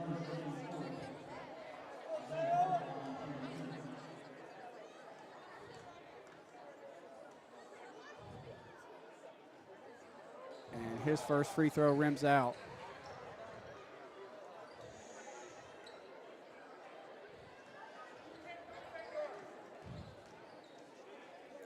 Second free throw from Hart. It is good. 2-point game now. Mercer Rogers will exit the game in favor of Colton Miller.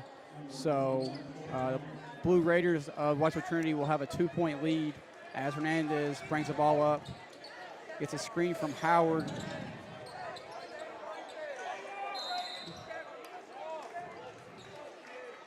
And a foul going to be called on Lane Tall. I thought that was supposed to do a jump ball than a foul, but I did as well. I thought Tall all ball there, but I guess the ref thought differently. And Braden Carmen will get more of an obvious foul there as Landon Howard will go to the free throw line for his second trip.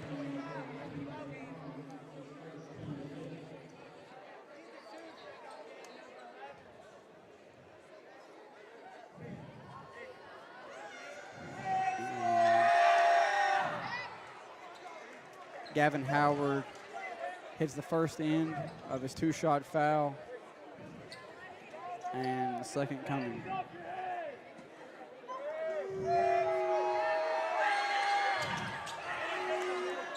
Hart with the rebound.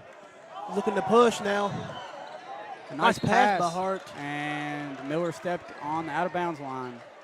As looks like for sure a layup, as a couple nice passes by Hart and Miller, but the step before the pass, Miller stepped on the baseline. Haven't seen Jonah Miller back in the game for a while. He started off in the starting lineup, first time starting tonight, but haven't seen him back in the game since. Braden Carmen with some good defense now, the freshman. And that's an interesting note, Simon. You got to think Jonah Miller and Eamon O'Donohue both known more as offensive threats, as kind of spot-up shooters. That's kind of like the situation with Dante Allen at Kentucky. You gotta knock down some shots to get some minutes, and we've struggled to shoot from the perimeter tonight. So you gotta kind of base your substitutions on that. That's why I think Braden Carmen's getting some minutes right here. Kind of a scrappy kid, plays a lot of defense. So kind of got to go where, kind of got to sub where the game leads you. And speaking of Jonah Miller, he's going to come in the game now for Isaiah Hart, as Hart put in some valuable minutes for the Tigers tonight. Tall with the inbound to Colton Miller. Miller, trap comes on Miller. Tall with a nice pass, gets deflected, but Barr gets it. Spin move! I think he got fouled a little bit there. Still fighting for it, tries to put it up, loses it. Braden Carmen now, no good. Lane Tall, no good as well. No foul called there. Could have called several fouls down there. Coach LaGrange is irate on the Breckenridge County sideline with the no foul calls. Still complaining to the referees. That's one thing Coach LaGrange never struggled with. He lets his opinion be known to players, referees, fans. He doesn't really discriminate. And the ball will be brought up by Hunter Barr from behind the back. All the way. One. Wow. Hunter Barr with an absolute spectacular play. Crossovers left and right, but they call a charge on him even though he makes the shot.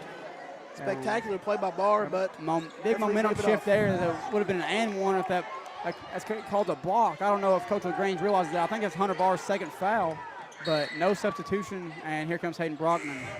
As luckily that ball was kicked by Barr, or Hunter Barr was at risk of getting his third foul in the first half, but definitely a big momentum swing there, as that's Barr's second foul of the game, and could have tied that game up with an and one free throw.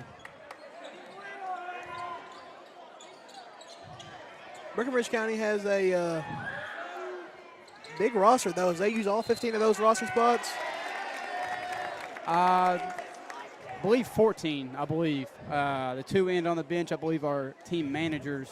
So everyone with a jersey showing is a member of the varsity squad. So I believe he uses 14 of those 15 slots, contrary to Chad Mormon only using 9.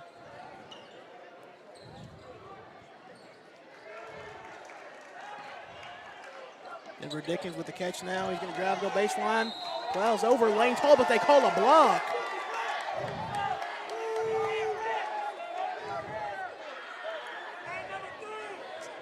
I looked pretty close to the Hunter Barr play down on the other end, but official saw it the other way, and that'll put Denver Dickens at the line for the 1-on-1 bonus.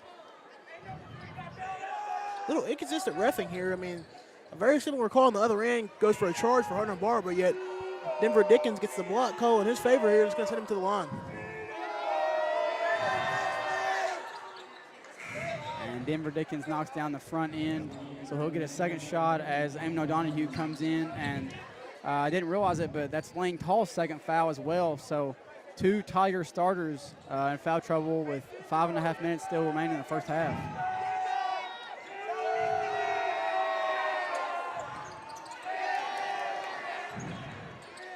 And Brockman with some good D there. Denver Dickens rebound and second chance points there. I think it's an unfortunate situation. I think if Hunter Barr's in, maybe that rebound comes down with the Tigers, but the inexperienced sophomore Hayden Brockman gets the rebound over top of him, but The Blue Raiders with a 21-15 lead with 5 minutes, and here comes Mercer Rogers. Rich County's got 6 people on the floor right now. Miscommunication. And interesting move by Coach LaGrange as Mercer Rogers, maybe the smallest kid on the team, comes in for Hayden Brogman, probably a second biggest. As I think that moves, I'd say that moves Braden Carmen to the 5 position, pretty undersized, but maybe looking for some more speed and quickness. Jonah Miller for a 3-point field goal. It's no good, but Eamon O'Donohue on the long rebound. Mercer Rogers is going to take a shot. Pull-up jumper by O'Donohue. It's nothing but net. It's O'Donohue's first bucket of the night, and pressure being applied by Colton Miller as Huff shoots the 3, and it's good. 7-point lead for the Raiders.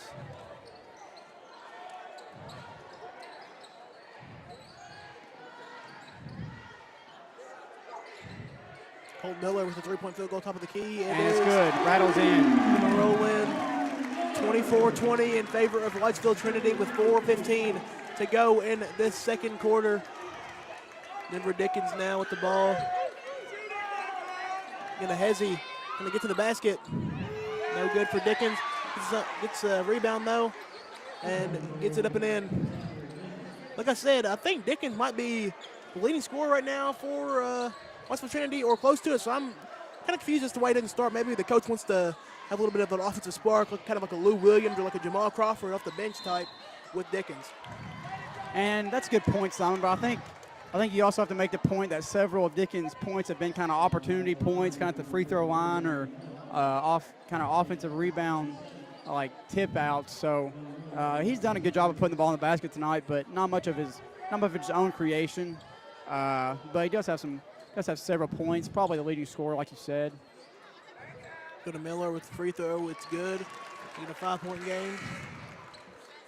And Howard and Cole Hall coming into the Blue Raiders lineup as Isaiah Hart returns in favor of Eamon O'Donohue. I was about to say, I'd like to see Hart back in the game now for Breckenridge County. I like the effort he was putting in on both ends of the floor, and like Coach LaGrange read my mind there. And Braden Carmen, been in the game for a pretty long time now.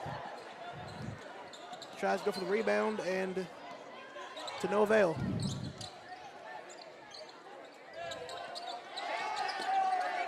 Hernandez now.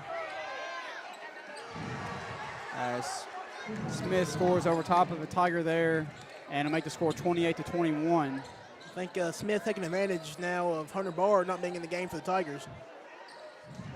And the newly entered Isaiah Hart goes in for a layup, and it's no good. So Hernandez brings it back up for the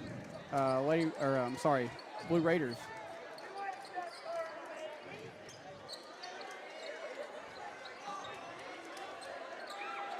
Three from Hernandez is good. I know it's getting close to halftime, but yeah, I think Jeff LaGrange has only used one of his timeouts. Maybe get one. I know it's risky, but I think you need Hunter Barr back in the situation, especially not even for offense. What a shot. A circus layup there by Mercer Rogers. Reverse layup from the freshman Mercer Rogers. Hernandez now to Smith, back to Hernandez. Hernandez is pretty hot right now from behind the arc. Back to Smith. Smith with Braden Carmen on him. A little bit of a height disadvantage here. Cole for 3, and it banks in. Jacob Henning is set to come in now for the Fighting Tigers. As the junior Colton Miller trying to set up the offense here. Hart can get something set here. Ronna Miller's going to drive. Try to get a foul. Hart with a little bit of a putback, but no good. It's too strong.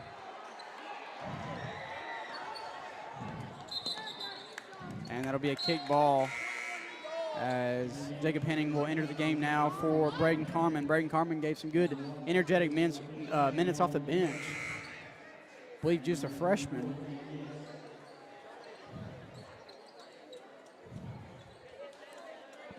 Now on the camera, switching out for Will Eskridge. You got Caden Coombs back there. Look at it. Shout out to him.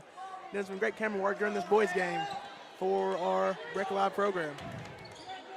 And a nice little hezzy.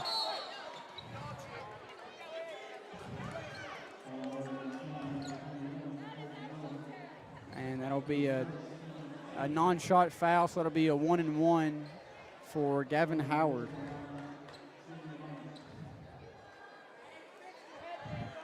Howard's going to go to the line now for Trinity, looking to make this lead even bigger. First free throw is no good. Out. Brought down by Jonah Miller. Rogers going downhill, go for a layup. Telefon's blocked by Smith. Stolen by Isaiah Hart, and that'll be a foul. I believe you could have called a foul on the shot by Mercer Rogers, but Isaiah Hart will go to the line for 1-and-1. Try to make it a single-digit game.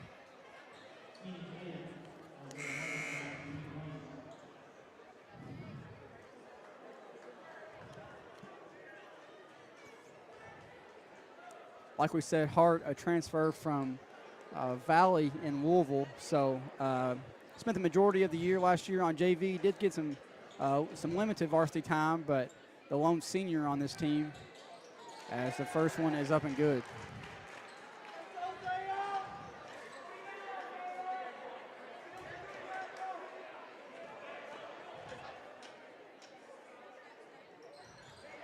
And second one is pure as well, so that'll make it a 9-point game in favor of the Raiders.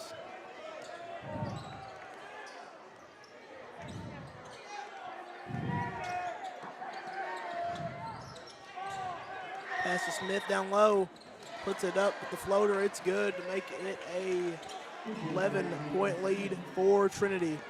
Colton Miller going to take it up.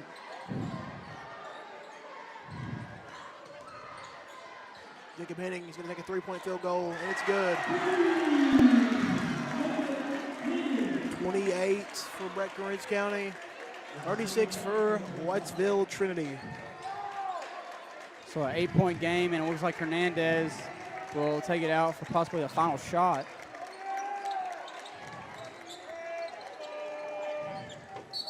And that'll be a charge.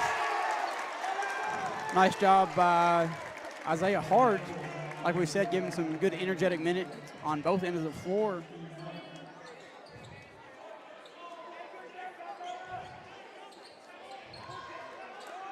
A little bit of trouble getting the ball in. Jacob Henning traps now. Mercer Rogers going to drive it up the court now for the Tigers. Hart calling for the ball. Let's jab one way. Baseline drive, and kind of just threw that one up. But Jonah Miller there for the offensive rebound, and that'll make it a 6-point game with 13 seconds left. I'd say this will definitely be the final shot of the half. Hernandez handles it off to Smith, and a deep three from Smith is long. And the Tigers go into the halftime down by 6. Got to think, considering how much they were down maybe earlier in the half, I think you're pretty satisfied with 6, given that Hunter Barr played some pretty limited minutes and struggled to shoot from the perimeter at times. Yeah, Breckinridge County's played a pretty decent game so far. Second half, I think some of the officiating in this game hadn't really gone their way at times. So I think coming in the second half, they're going to be fired up and ready to take this lead. So I'm sure Jeff LaGrange will be fired up in that halftime speech, and hopefully he can get some changes going with his team like Chad Mormon did in the first game and get a comeback victory here for Jeff LaGrange's home debut. So we'll take a halftime break, and we'll be back to bring you the third quarter.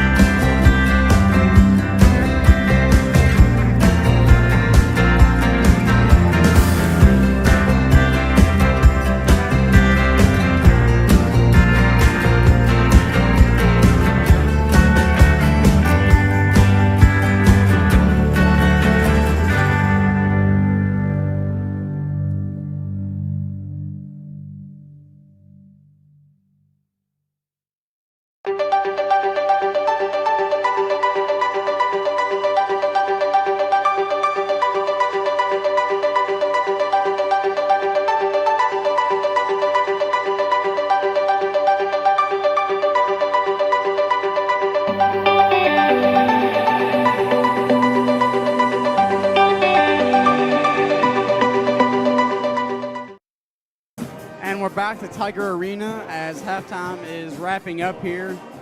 Jeff LaGrange giving some last-minute instruction to his young team. Down by 6 to a quality Whitesville Trinity team. Not much like the Whitesville Trinity teams of the past. This group's been together for a long time and has beaten some quality teams over the years. I know people kind of used to think Whitesville Trinity was a little bit of a pushover in sports, but past few years they put together some good squads in men's basketball. Yeah, and hopefully Coach Jeff LaGrange could set something in the locker room that might have rejuvenated his team, kind of like Coach Chad Mormon did to spark a big run for the Lady Tigers earlier on tonight. Looks like it'll be the seniors coming out, but it will be Isaiah Hart in place of Jonah Miller. Hart gave some quality minutes off the bench in the first half, and I think LaGrange is kind of rewarding that, starting him here in the second half.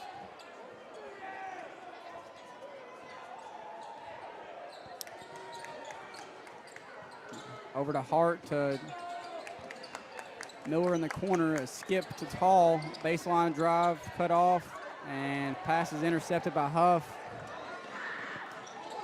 And I think that was blocked. I don't know if it was blocked or he just missed the dunk, but Landon Huff misses the dunk, and it comes back out of the perimeter, and Huff will shoot the three. And Bailey Wright blocked again by Hunter Barr. He walked. And took a couple of steps before he dribbled, and he'll give the ball right back after that nice block on Bailey Wright.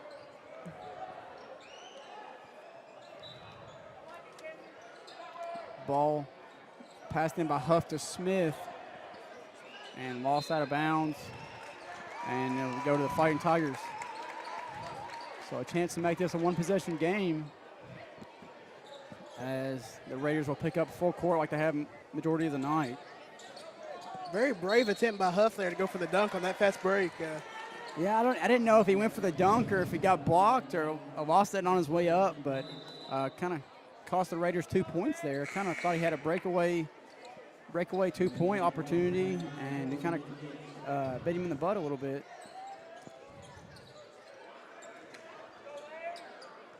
I think he kind of went for style over substance there, maybe trying to get that dunk, but not sure. Hunter Barr now.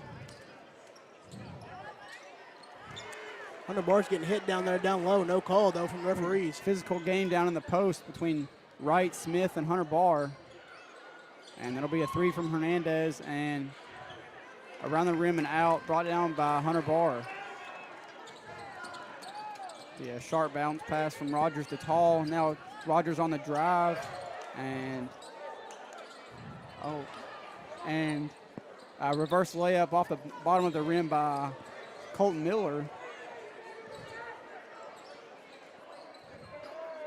And kind of got the ball unexpectedly and didn't really know what to do with it. Kind of forgot where he was on the court. And a drive. What a pass there. No good, though, for Whitesville. And the Fighting Tigers struggling to rebound tonight against the size of Smith and Wright. I think that's kind of a recipe for disaster last year when we played Whitesville at Whitesville. I think they out-rebounded us by almost double. And Hunter Barr might got another block there as Lane Tall. A nice drive by Lane Tall. Spun around one defender and kind of drew the foul on the other. No call, so just the 2 points, but 36-32 as a three from Hernandez is off the mark again. And Isaiah Hart comes in for the jump ball rebound, and that'll stay with the Raiders. What Isaiah Hart lacks in height, he definitely makes up for it in hard. He's definitely he lays it all out there every single night whenever he's on the court, that's for sure. Offensive off-the-ball foul. Don't see that very often, but Bailey Wright trying to nudge Hunter Barr a little bit there, and it cost him a foul and a turnover, as he will be taken out of the game in favor of Denver Dickens.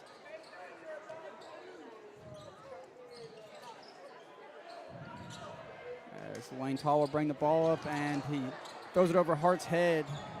Just a passing miscue by Lane Tall.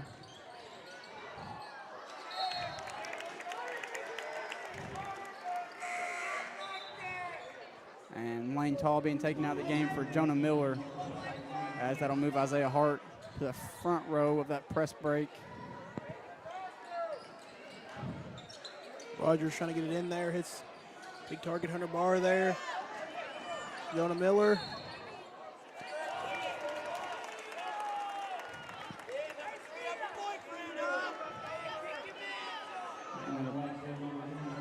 And that'll be a foul on the floor, as no shot was attempted by Jonah Miller on the blocking foul. So Mercer Rogers will take it out. Nobody's really, I'd give it right to the corner there. Hard, I'd go out a little bit if I was Hart. No, well, get it in, Jonah Miller, quick little pull-up J there. A nice jumper from Jonah Miller off a nice pass by Colt Miller, and Dickens will be picked up by Hart.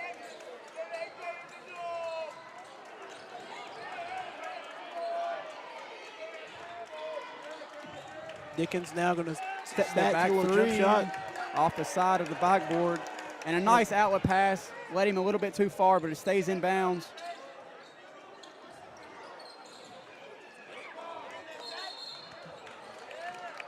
And nice effort by Hart after he dribbled it off his foot. That'll be a jump ball, and it'll go to the Tigers.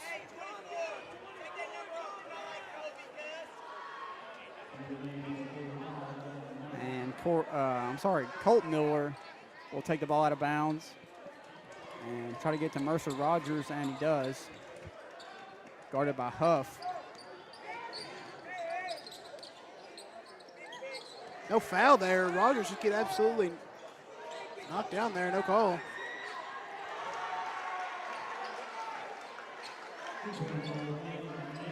Emily O'Donoghue set to come in now for the Fighting Tigers as Rogers dribbles it up the court. It's the Hart. Colt Miller in the corner. By Colt Miller, and that'll be good. Make it a one-point game here. Miller's definitely been the most consistent shooter. And that'll be a charge. Nice job by Colt Miller, beating Denver Dickens to the spot, and that'll be Denver Dickens' second offensive foul of the night. Dickens has gone in there a couple times, lowered that shoulder. It's only been the second time it's been called, but he's done it just about every time he's gone to the basket. He's plowed over a couple of Breckenridge County defenders a couple times with no call, but good. Colt Miller putting his body on the line there. 1 point game now.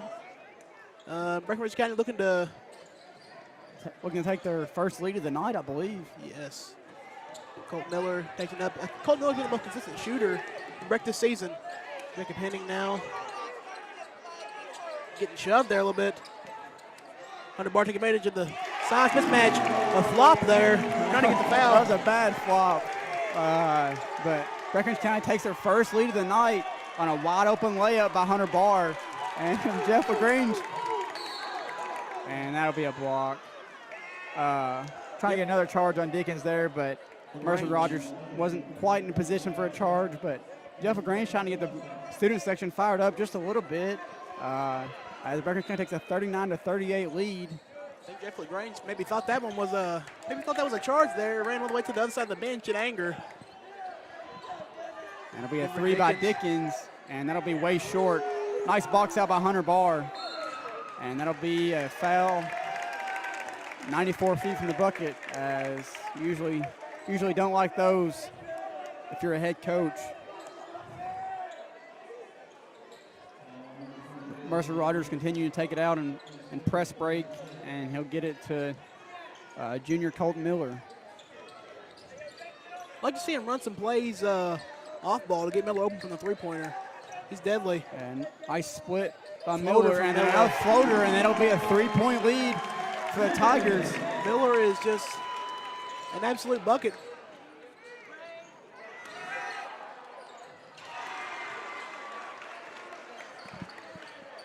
A three from Whitesville Trinity. Flopping again, number 24. Colton Miller can't be stopped right now. Colton Miller back up by two. Colton Miller getting hot, similar to what he did in Litchfield about a week ago. Denver Dickens thought about a three, almost turned it over. Dickens going to drive, get to the basket, and it's good to tie it up once again at 43. Colton Miller taking it again. Driving again, getting bumped by Hernandez. Hernandez there, yep. A nice pass. Oh, And tough bounce for Hunter Barr there. block shot rims out from Barr. Dickens seems to try to go downhill again with Barr on him. I think he's got the speed advantage there, but no. 3-point field goal, no good. Jacob Henning with the rebound, looking to get to Mercer Rogers. Yes, I'd like to see him run a play here, maybe try to get an open jumper here, maybe for O'Donohue or Miller as they turn it over. A little bit inexperience. And that'll be a timeout. Mercer Rogers, I think Coach LaGrange kind of wanted to set up a play there, kind of, like you said, slow the pace down just a little bit, but Mercer Rogers kind of saw a little bit that wasn't there and forced the pass to Hunter Barr and led to a layup. So the Raiders with a 2-point lead. Back-to-back layups to halt this Breckenridge County run by Denver Dickens. And Raiders will lead 45-43 with 2.5 minutes left in the third quarter. But like we said, Tigers came out a little bit different approach than they did in the first half, similar to what the girls did in the first game. And it didn't give them as big of a lead as what Chad Mormon's girls did, but they're also, I think, the boys of Whitesville Trinity a little bit more fierce competitor than the girls, besides Cassie Morris. But the Breckenridge County Fighting Tigers showing a lot of fight early in this third quarter.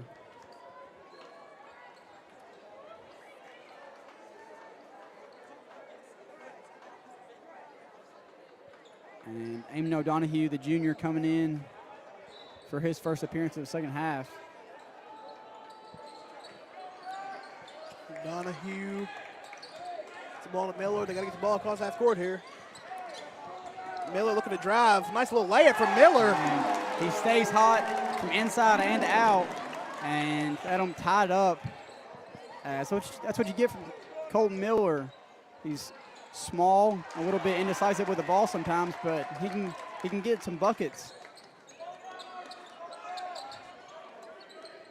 Mercer Rogers. And that'll be a moving screen, and a lot of inexperience there by Braden Carmen, just not fully set, and Mercer Rogers didn't wait for him to get set, but that'll be a costly turnover, and it'll give Hernandez the ball with a 45-45 game.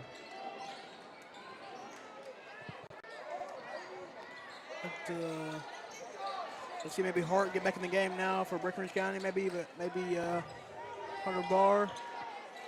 Hayden Brockman hasn't gotten very many minutes in this game. You know, and I think partly due to that is Braden Harmon getting some quality minutes off the bench, and that'll be a three from Rogers, and it'll give the Tigers a 3-point lead. But Braden Carmen getting some quality minutes off the bench. Hernandez with a deep three. And it rims out. Looks like over the back. Not called. Another drive by Dickens. And that'll be a turnover by Dickens, as Bailey Wright and Nolan Mills come back into the game. We're going to get a timeout. I think now. that'll be a timeout by Trinity, I believe. Maybe their first call timeout of the night. So with triple ones on the clock, Breckenridge County have a 3-point lead here. Has gotten some shots to go down in the second half, Simon, that weren't really going down in the first. Yeah, it's like both the Breck County teams tonight have come out off the halftime break, a new team, a better team on both ends of the floor, and both took the momentum coming out of the half and made it a big swing and got the lead in the third quarter with a minute 11 to go.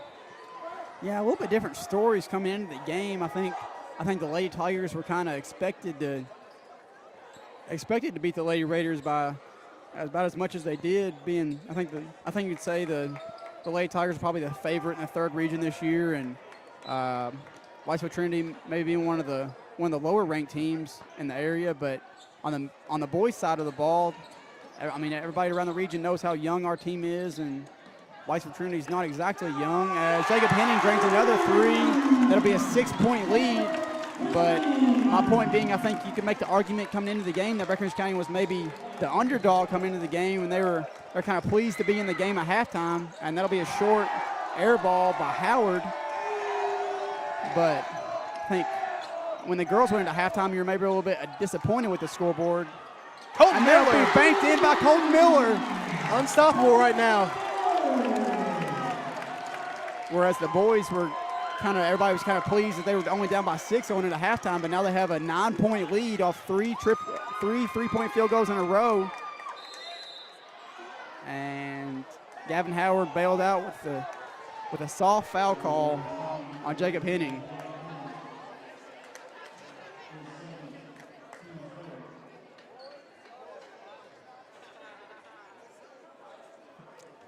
I think Huff is short on that free throw. I think he's kind of frustrated with his offensive performance tonight and kind of forced that shot, but the shot looked awkward coming out of his hand. I think he got kind of bailed out by the official there.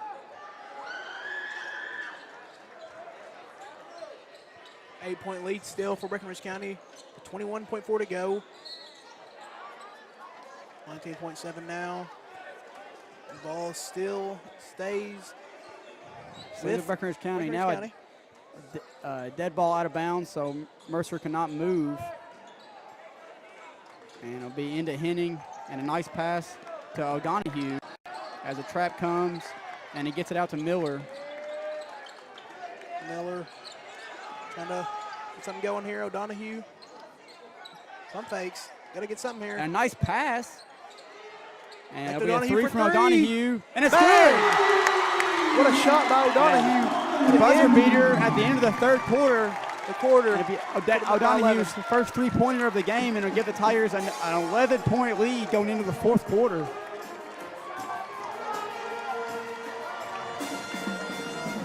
So the offense kind of catching fire in the third quarter and gives the Tigers, I believe the Tigers outscored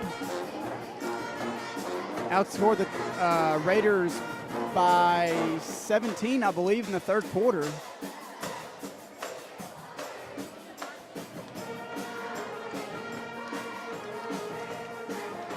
But interesting that the entirety of that run, even though it lasted essentially the whole third quarter, not very many substitutions by Coach LaGrange. He kind of left everybody in there, and it led to a big run. Interesting that several starters were out over the course of that run. Yeah, I think Coach LaGrange saw something that he liked in the lineup that he had in, and he kept them in, and obviously worked on Breckenridge County's favor. Up 11 now with this fourth quarter about to begin. Coach LaGrange is going to have Jacob Henning, Jonah Miller, Colton Miller, Evan O'Donohue, and Mercer Rogers to start the fourth quarter. So it looks like an 8th grader, 3 juniors, and a freshman in the game right now.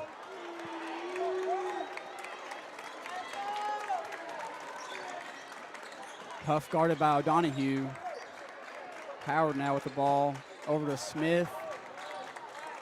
Hernandez back to Howard. Into right, and a good post move against Jacob Henning. And I think it's fair to say Jacob Henning was a little bit undersized. You got to think maybe getting Hayden Brockman or Hunter Barr back in the game. And a drive by Jonah, and he walked. Made bucket by O'Donohue there, but doesn't really matter there as the walk was called. And I think you got to be careful if you're Tigers here. I think this could be a turning point in the game. Out of an extended break at the end of the quarter, you can't really let your run die there. You got to keep the foot on the pedal here.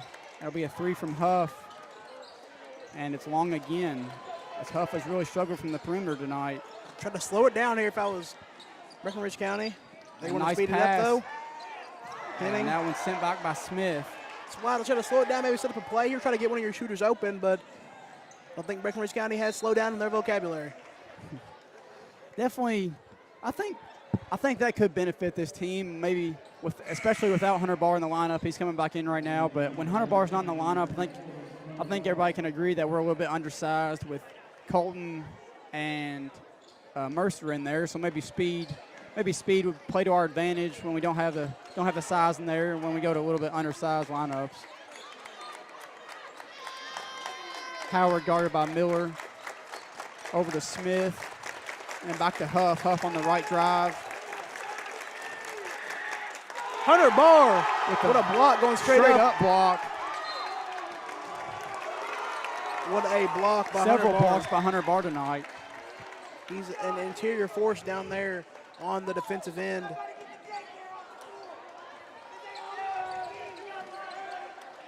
Maybe a little bit slow down approach here for Breckenridge County. Colton Miller. Baseline drive by Miller. And another layup, and he continues to be hot. Very efficient night on the offensive end from Colton Miller tonight. Very similar to what he did in Litchfield. What a game by Colton Miller. Definitely, like you said, similar to his game in Grayson County, and he's playing a good one. Without him, Breckenridge County wouldn't even be in this game right now. And 3 by Smith, and it rattles home. Definitely needed there. O'Donohue kind of sells a push there a little bit, trying to maybe get a technical foul. Ref didn't bite. Colton Miller. Find. Nice pass by Miller to Barr down low. A 3 Rogers from Rogers. For 3, it's a big one. No good.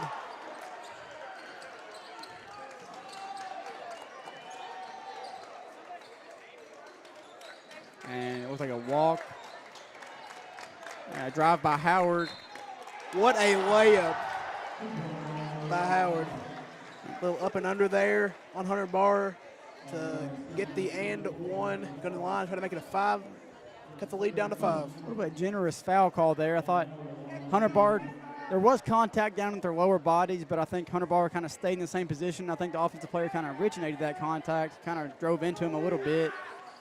But yeah, in this game we've seen a lot less be, or a lot more, sorry, be no calls. So Colton Miller gets to O'Donohue. Hunter Barr thinks about the 3-pointer, little stutter step. O'Donohue's going to take a 3-pointer. And short. I wouldn't let Trinity get back in this ball game. I think you got a big defensive series right here. I think you need to stop. And a drive by Smith. And another foul on Hunter Barr. I think that'll be his 4th. If you're Coach LaGrange here, you gotta make a move. Maybe get Lane Tall. Lane Tall hadn't been in a while. Speaking of Lane Tall, it has been a while, and he'll go with the junior Jacob Henning to replace Barr with those 4 fouls. Big free throws coming here. First one is good for Smith. And this next free throw, if it is made, will make it a 1-possession game again. And Lane Tall will come back in now for Jonah Miller. And on the other end, Denver Dickens is going to come in the game for Bailey Wright, and Hart's going to come in as well for Breckenridge County in exchange for Eamon O'Donohue. Smith, second free throw here, big one. Make it a 1-possession game here. If he knocks this one down, it's up, and it is good. Mercer will take it out again. And over to Henning. And that'll be a foul on Howard. About 5 minutes left in this game here. I think Chris Morgan just now said that'll be 4 fouls on Gavin Howard. I had not noticed that, but if so, I think that'll be a big change in this game. He hasn't done much from the offensive end tonight, but coming into the game, he has been their leading scorer. So with 5 minutes and 3 seconds remaining in this game, Breckenridge County holds a tight 3-point lead over the Raiders of Whitesville. And largely in part due to the offensive production of junior Colton Miller. He did have a big scoring outburst, kind of in his varsity debut over in Litchfield a week ago. He did get some varsity time last year, pretty limited, but struggled just a little bit over at Bullitt East, but definitely making up for it tonight, as I think he's at least matched his total from the Grace County game, if not scored more than that. Yeah, I guess the decision to not start Miller at the beginning of the year is, I guess, Coach LaGrange has definitely figured out that was probably a bad one. Denver Dickens now couldn't get it to fall. And I think Jeff LaGrange will be frustrated with that offensive rebound. Denver Dickens waited up and kind of got his own rebound. I think the one person that you always want to box out is the shooter. And the limited size in there without Hunter Barr kind of cost them 2 free throws here. And this has happened in both of the games tonight. Both of the toss people on the Lady Tiger team and the Fighting Tiger team both got in foul trouble and some rebounds on the offensive and defensive end. It's definitely cost them with Huff Dons being out in the girls' game and Hunter Barr in this game. I think the freshman, Chase Hardesty, looking to check in now for the That'll be Isaiah Hart. Isaiah Hart will exit the game in favor of freshman Chase Hardesty, making his first appearance of the night. Interesting spot to put the freshman with only a 1-point game with under 5 minutes left. Definitely very interesting. And as we just now spoke of, that'll be a turnover on Hardesty, and that'll give the Raiders the lead. The freshman hadn't played all game. You put him in with a close game. That's tough for a young kid that doesn't have very much varsity experience at all. Definitely. Hardesty gets the ball now. Miller looking to keep that hot streak going. Tried the lead pass there. And that was a very good lead pass, but Lane Tall didn't know it was coming and failed to go get it.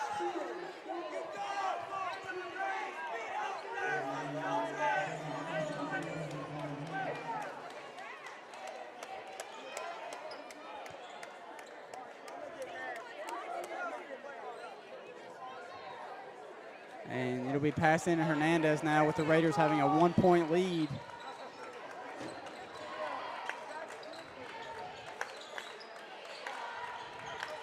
Into Smith.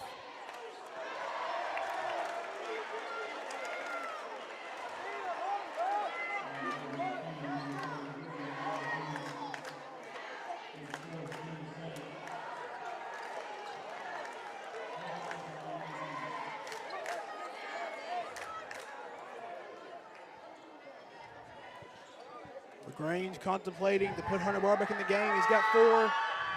First free throw's missed, but Dickens misses the shot. A jump ball called. Yeah, I think even though he's got those 4 fouls, I think you got to put Hunter Barr back in the game. You're struggling to get defensive rebounds. Yeah, you got 3:57 left. Hunter Barr. I think 4 minutes is usually the point where you got to start thinking about putting them in, and we're just under 4 minutes now, and especially with Smith in, I think you gotta think about it for sure. And Rogers, pull up three. By Rogers and quarter. It'll be a full timeout by Jeff LaGrange as Mercer Rogers gives him a 2-point lead with 3 3/4 of a minute remaining in the game. Hernandez was wanting the crowd to get hyped, and they are now after the Mercer Rogers 3.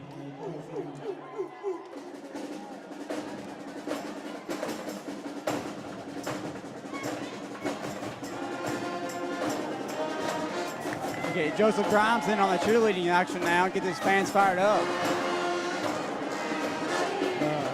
Interesting to see what Coach LaGrange draws up out of this timeout. I don't think he's pressed. To my knowledge, he hasn't pressed all of this game. It'll be interesting to see if he kind of wants to surprise the Raiders out of this timeout, drawing up a press to try to get some turnovers.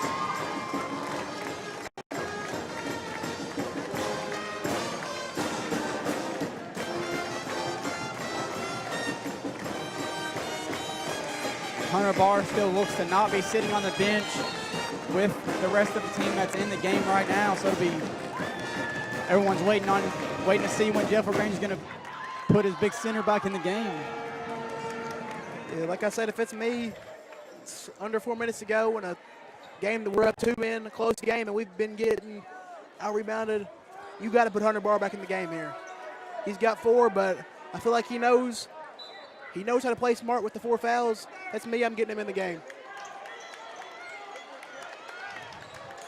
It's a risk you got to take in a game like this. 2-3 zone. And a steal by Lane Tall. Hasn't played much tonight. You got to slow it down here if you're Tall, I think. Turnover almost. Jonah Miller going to go up with it. It's good for Miller. Nice hook shot by Jonah Miller. And that'll give Tigers a 2-possession lead here.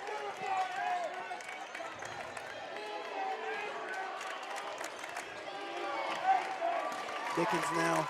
It's a screen. Dickens on the drive. I thought he walked. And a three by Hernandez. Over the back. Nice box out by Eamon O'Donohue. That'll be an over the back foul on Smith.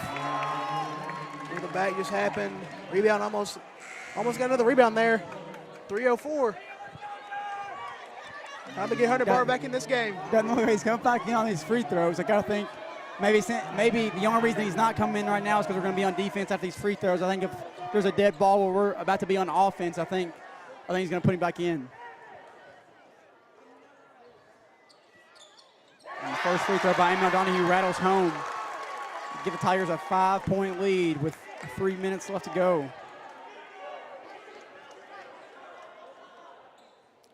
Shot here by O'Donohue. And McWater and Bailey Wright will come in for Huff. Excuse me, little miscommunication. He'll come in for number 24, Nick Goetz.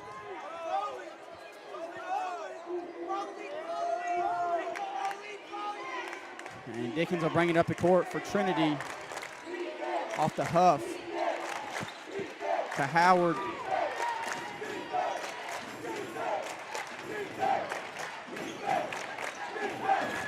And a turnover by the Raiders. And I don't think it's time, Simon. I don't think it's time to play stall ball just yet. I think you got to keep attacking like you have been all night. LaGrange going over to talk to Hunter Barr. I think he's talking with his coaches there. Talking to Coach Carby there.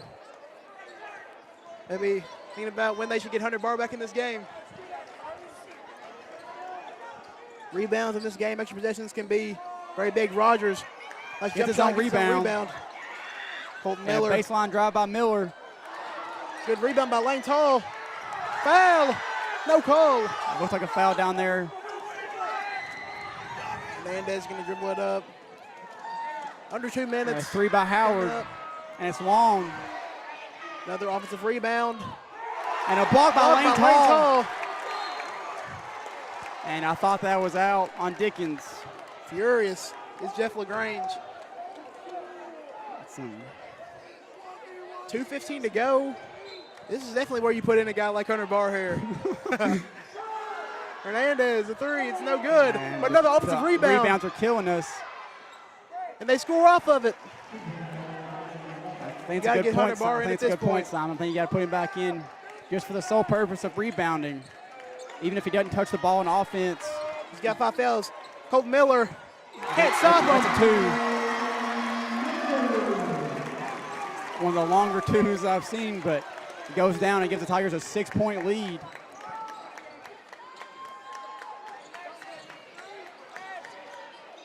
And that'll be a block. Maybe? That'll be a block. Definitely still moving. And Hunter Barr comes back in now.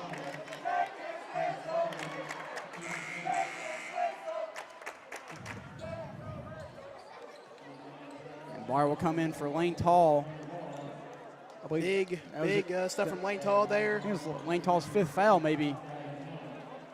Not sure. Not sure if it was, but if it was, Lane Tall has played a great game. Got a big block down there, some big rebounds.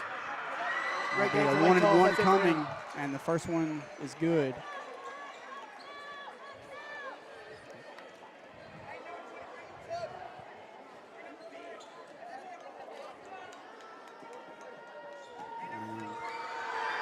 Howard up with the second free throw, and it rattles home. It'll be a 4-point game. It'll be a timeout by Whitesville Trinity with 1:40 left to go. And I think you gotta, if you're Jeff LaGrange, I think you gotta draw up a good press break here. I don't see why Whitesville Trinity would not press with under 2 minutes left to go. A 2-possession game coming out of a timeout. I think you gotta draw up something that can beat man or zone.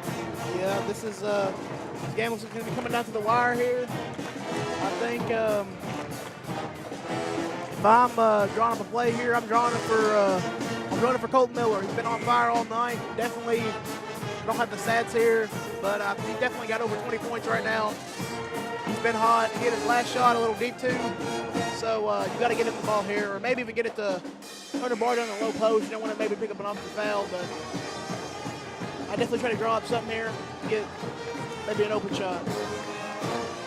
Was Looks like Hunter Barr will remain in the game. So it'll be Barr, O'Donohue, both Millers, and Mercer Rogers. And the Raiders will indeed man-to-man press. And it looks like Jonah Miller's going to come up and get it.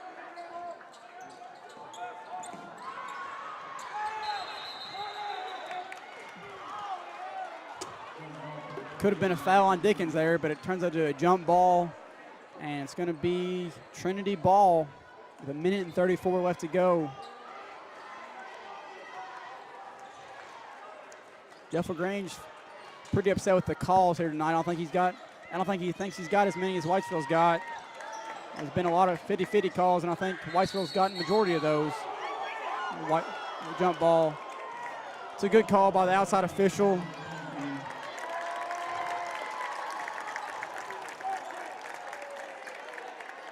And it'll be the same man-to-man press that Whitesville was in just a minute ago. It'll be into Hunter Barr, and they'll get it back to Rogers.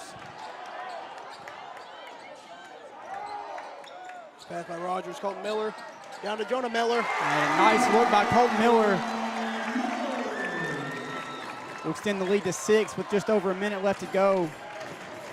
A pull up by Dickens is good.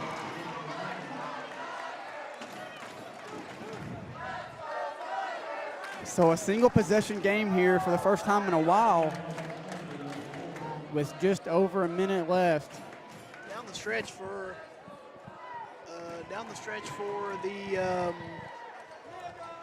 the Raiders of Whitesville Trinity, Denver Dickens has been extremely clutch. Looking at another big three there. He has gotten, I would go out on a limb and say he's probably the leading scorer tonight in the absence of Gavin Howard and Landon Huff. They're two leading scorers coming into the game tonight. Both have struggled shooting the ball, but Dickens getting in there, getting physical in the interior, and he's picked up some buckets for the Raiders tonight.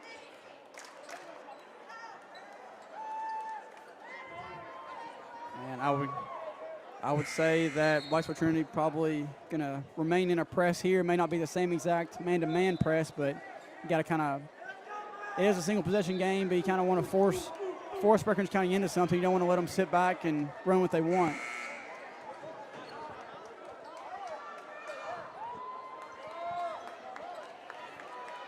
For Breckinridge County here, you just got to beat this press. You got to get the ball in bounds first, obviously. Beat the press and just get into your offense, man. For Coach LaGrange is nice little press beater here.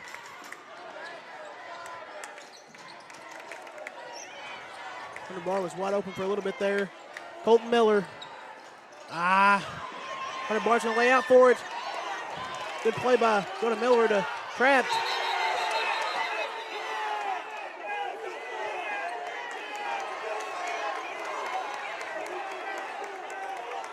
And it'll be Whitesville ball.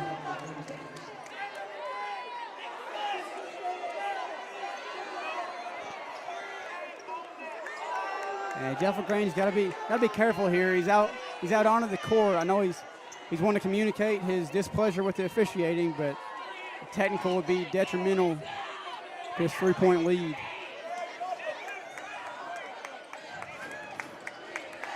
As Dickens will still be the primary ball handler as he gets it offered to Hernandez. Back to Huff, and it'll be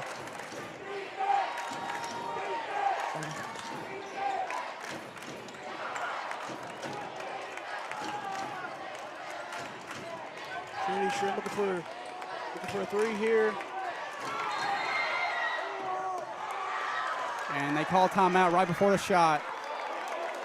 I think it's a timeout that Coach Nathan West is going to regret, as it cost his Raiders from tying the game up, as Gavin Howard knocked down a three from a couple of feet from behind the three-point arc, but Coach Nathan West called a timeout right before he shot it. So Tigers still with a 3-point lead here, 70-67 with under 20 seconds remaining, and the Raiders have the ball.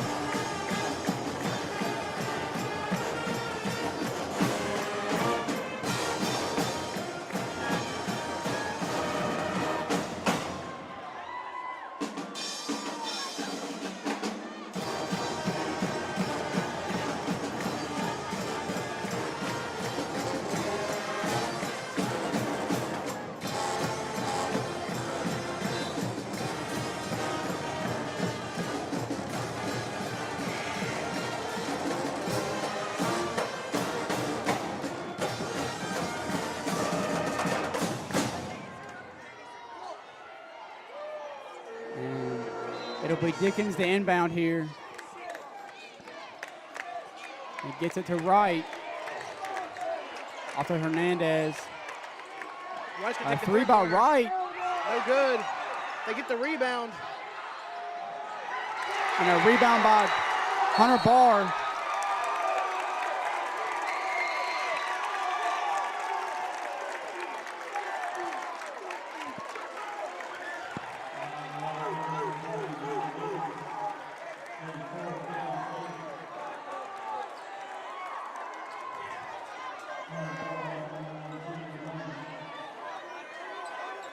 And Hunter Barr, I think if he hits one of these, you got to think the game is just about over. I think if he hits both, it's definitely over. But of course, given the chance of a 4-point play. But I think if he hits one of these, it's the most important part. And he rattles home, almost short. He gets it to rattle over. And I think if he hits this one, it's definitely over. Hunter Barr, some icing on the cake here. No good. It. That was Hunter Barr here. And he stepped out of bounds. First home game as coach for Jeff LaGrange. What a home debut for Jeff LaGrange. He gets it done. In the all-white.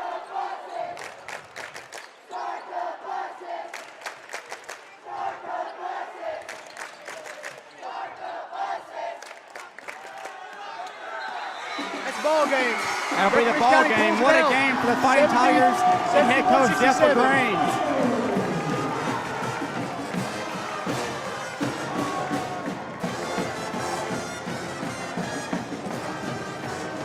So what a comeback. They were down double digits for the majority of the first half, but they rallied back in the second and send Whitesville home with a 4-point loss. Great coach game by Jeff LaGrange and some clutch buckets by Colton Miller. And that'll end our night as both the Fighting Tigers and Lady Tigers take home varsity wins against the Raiders of Whitesville Trinity. Thank you all for watching and have a good rest of your night.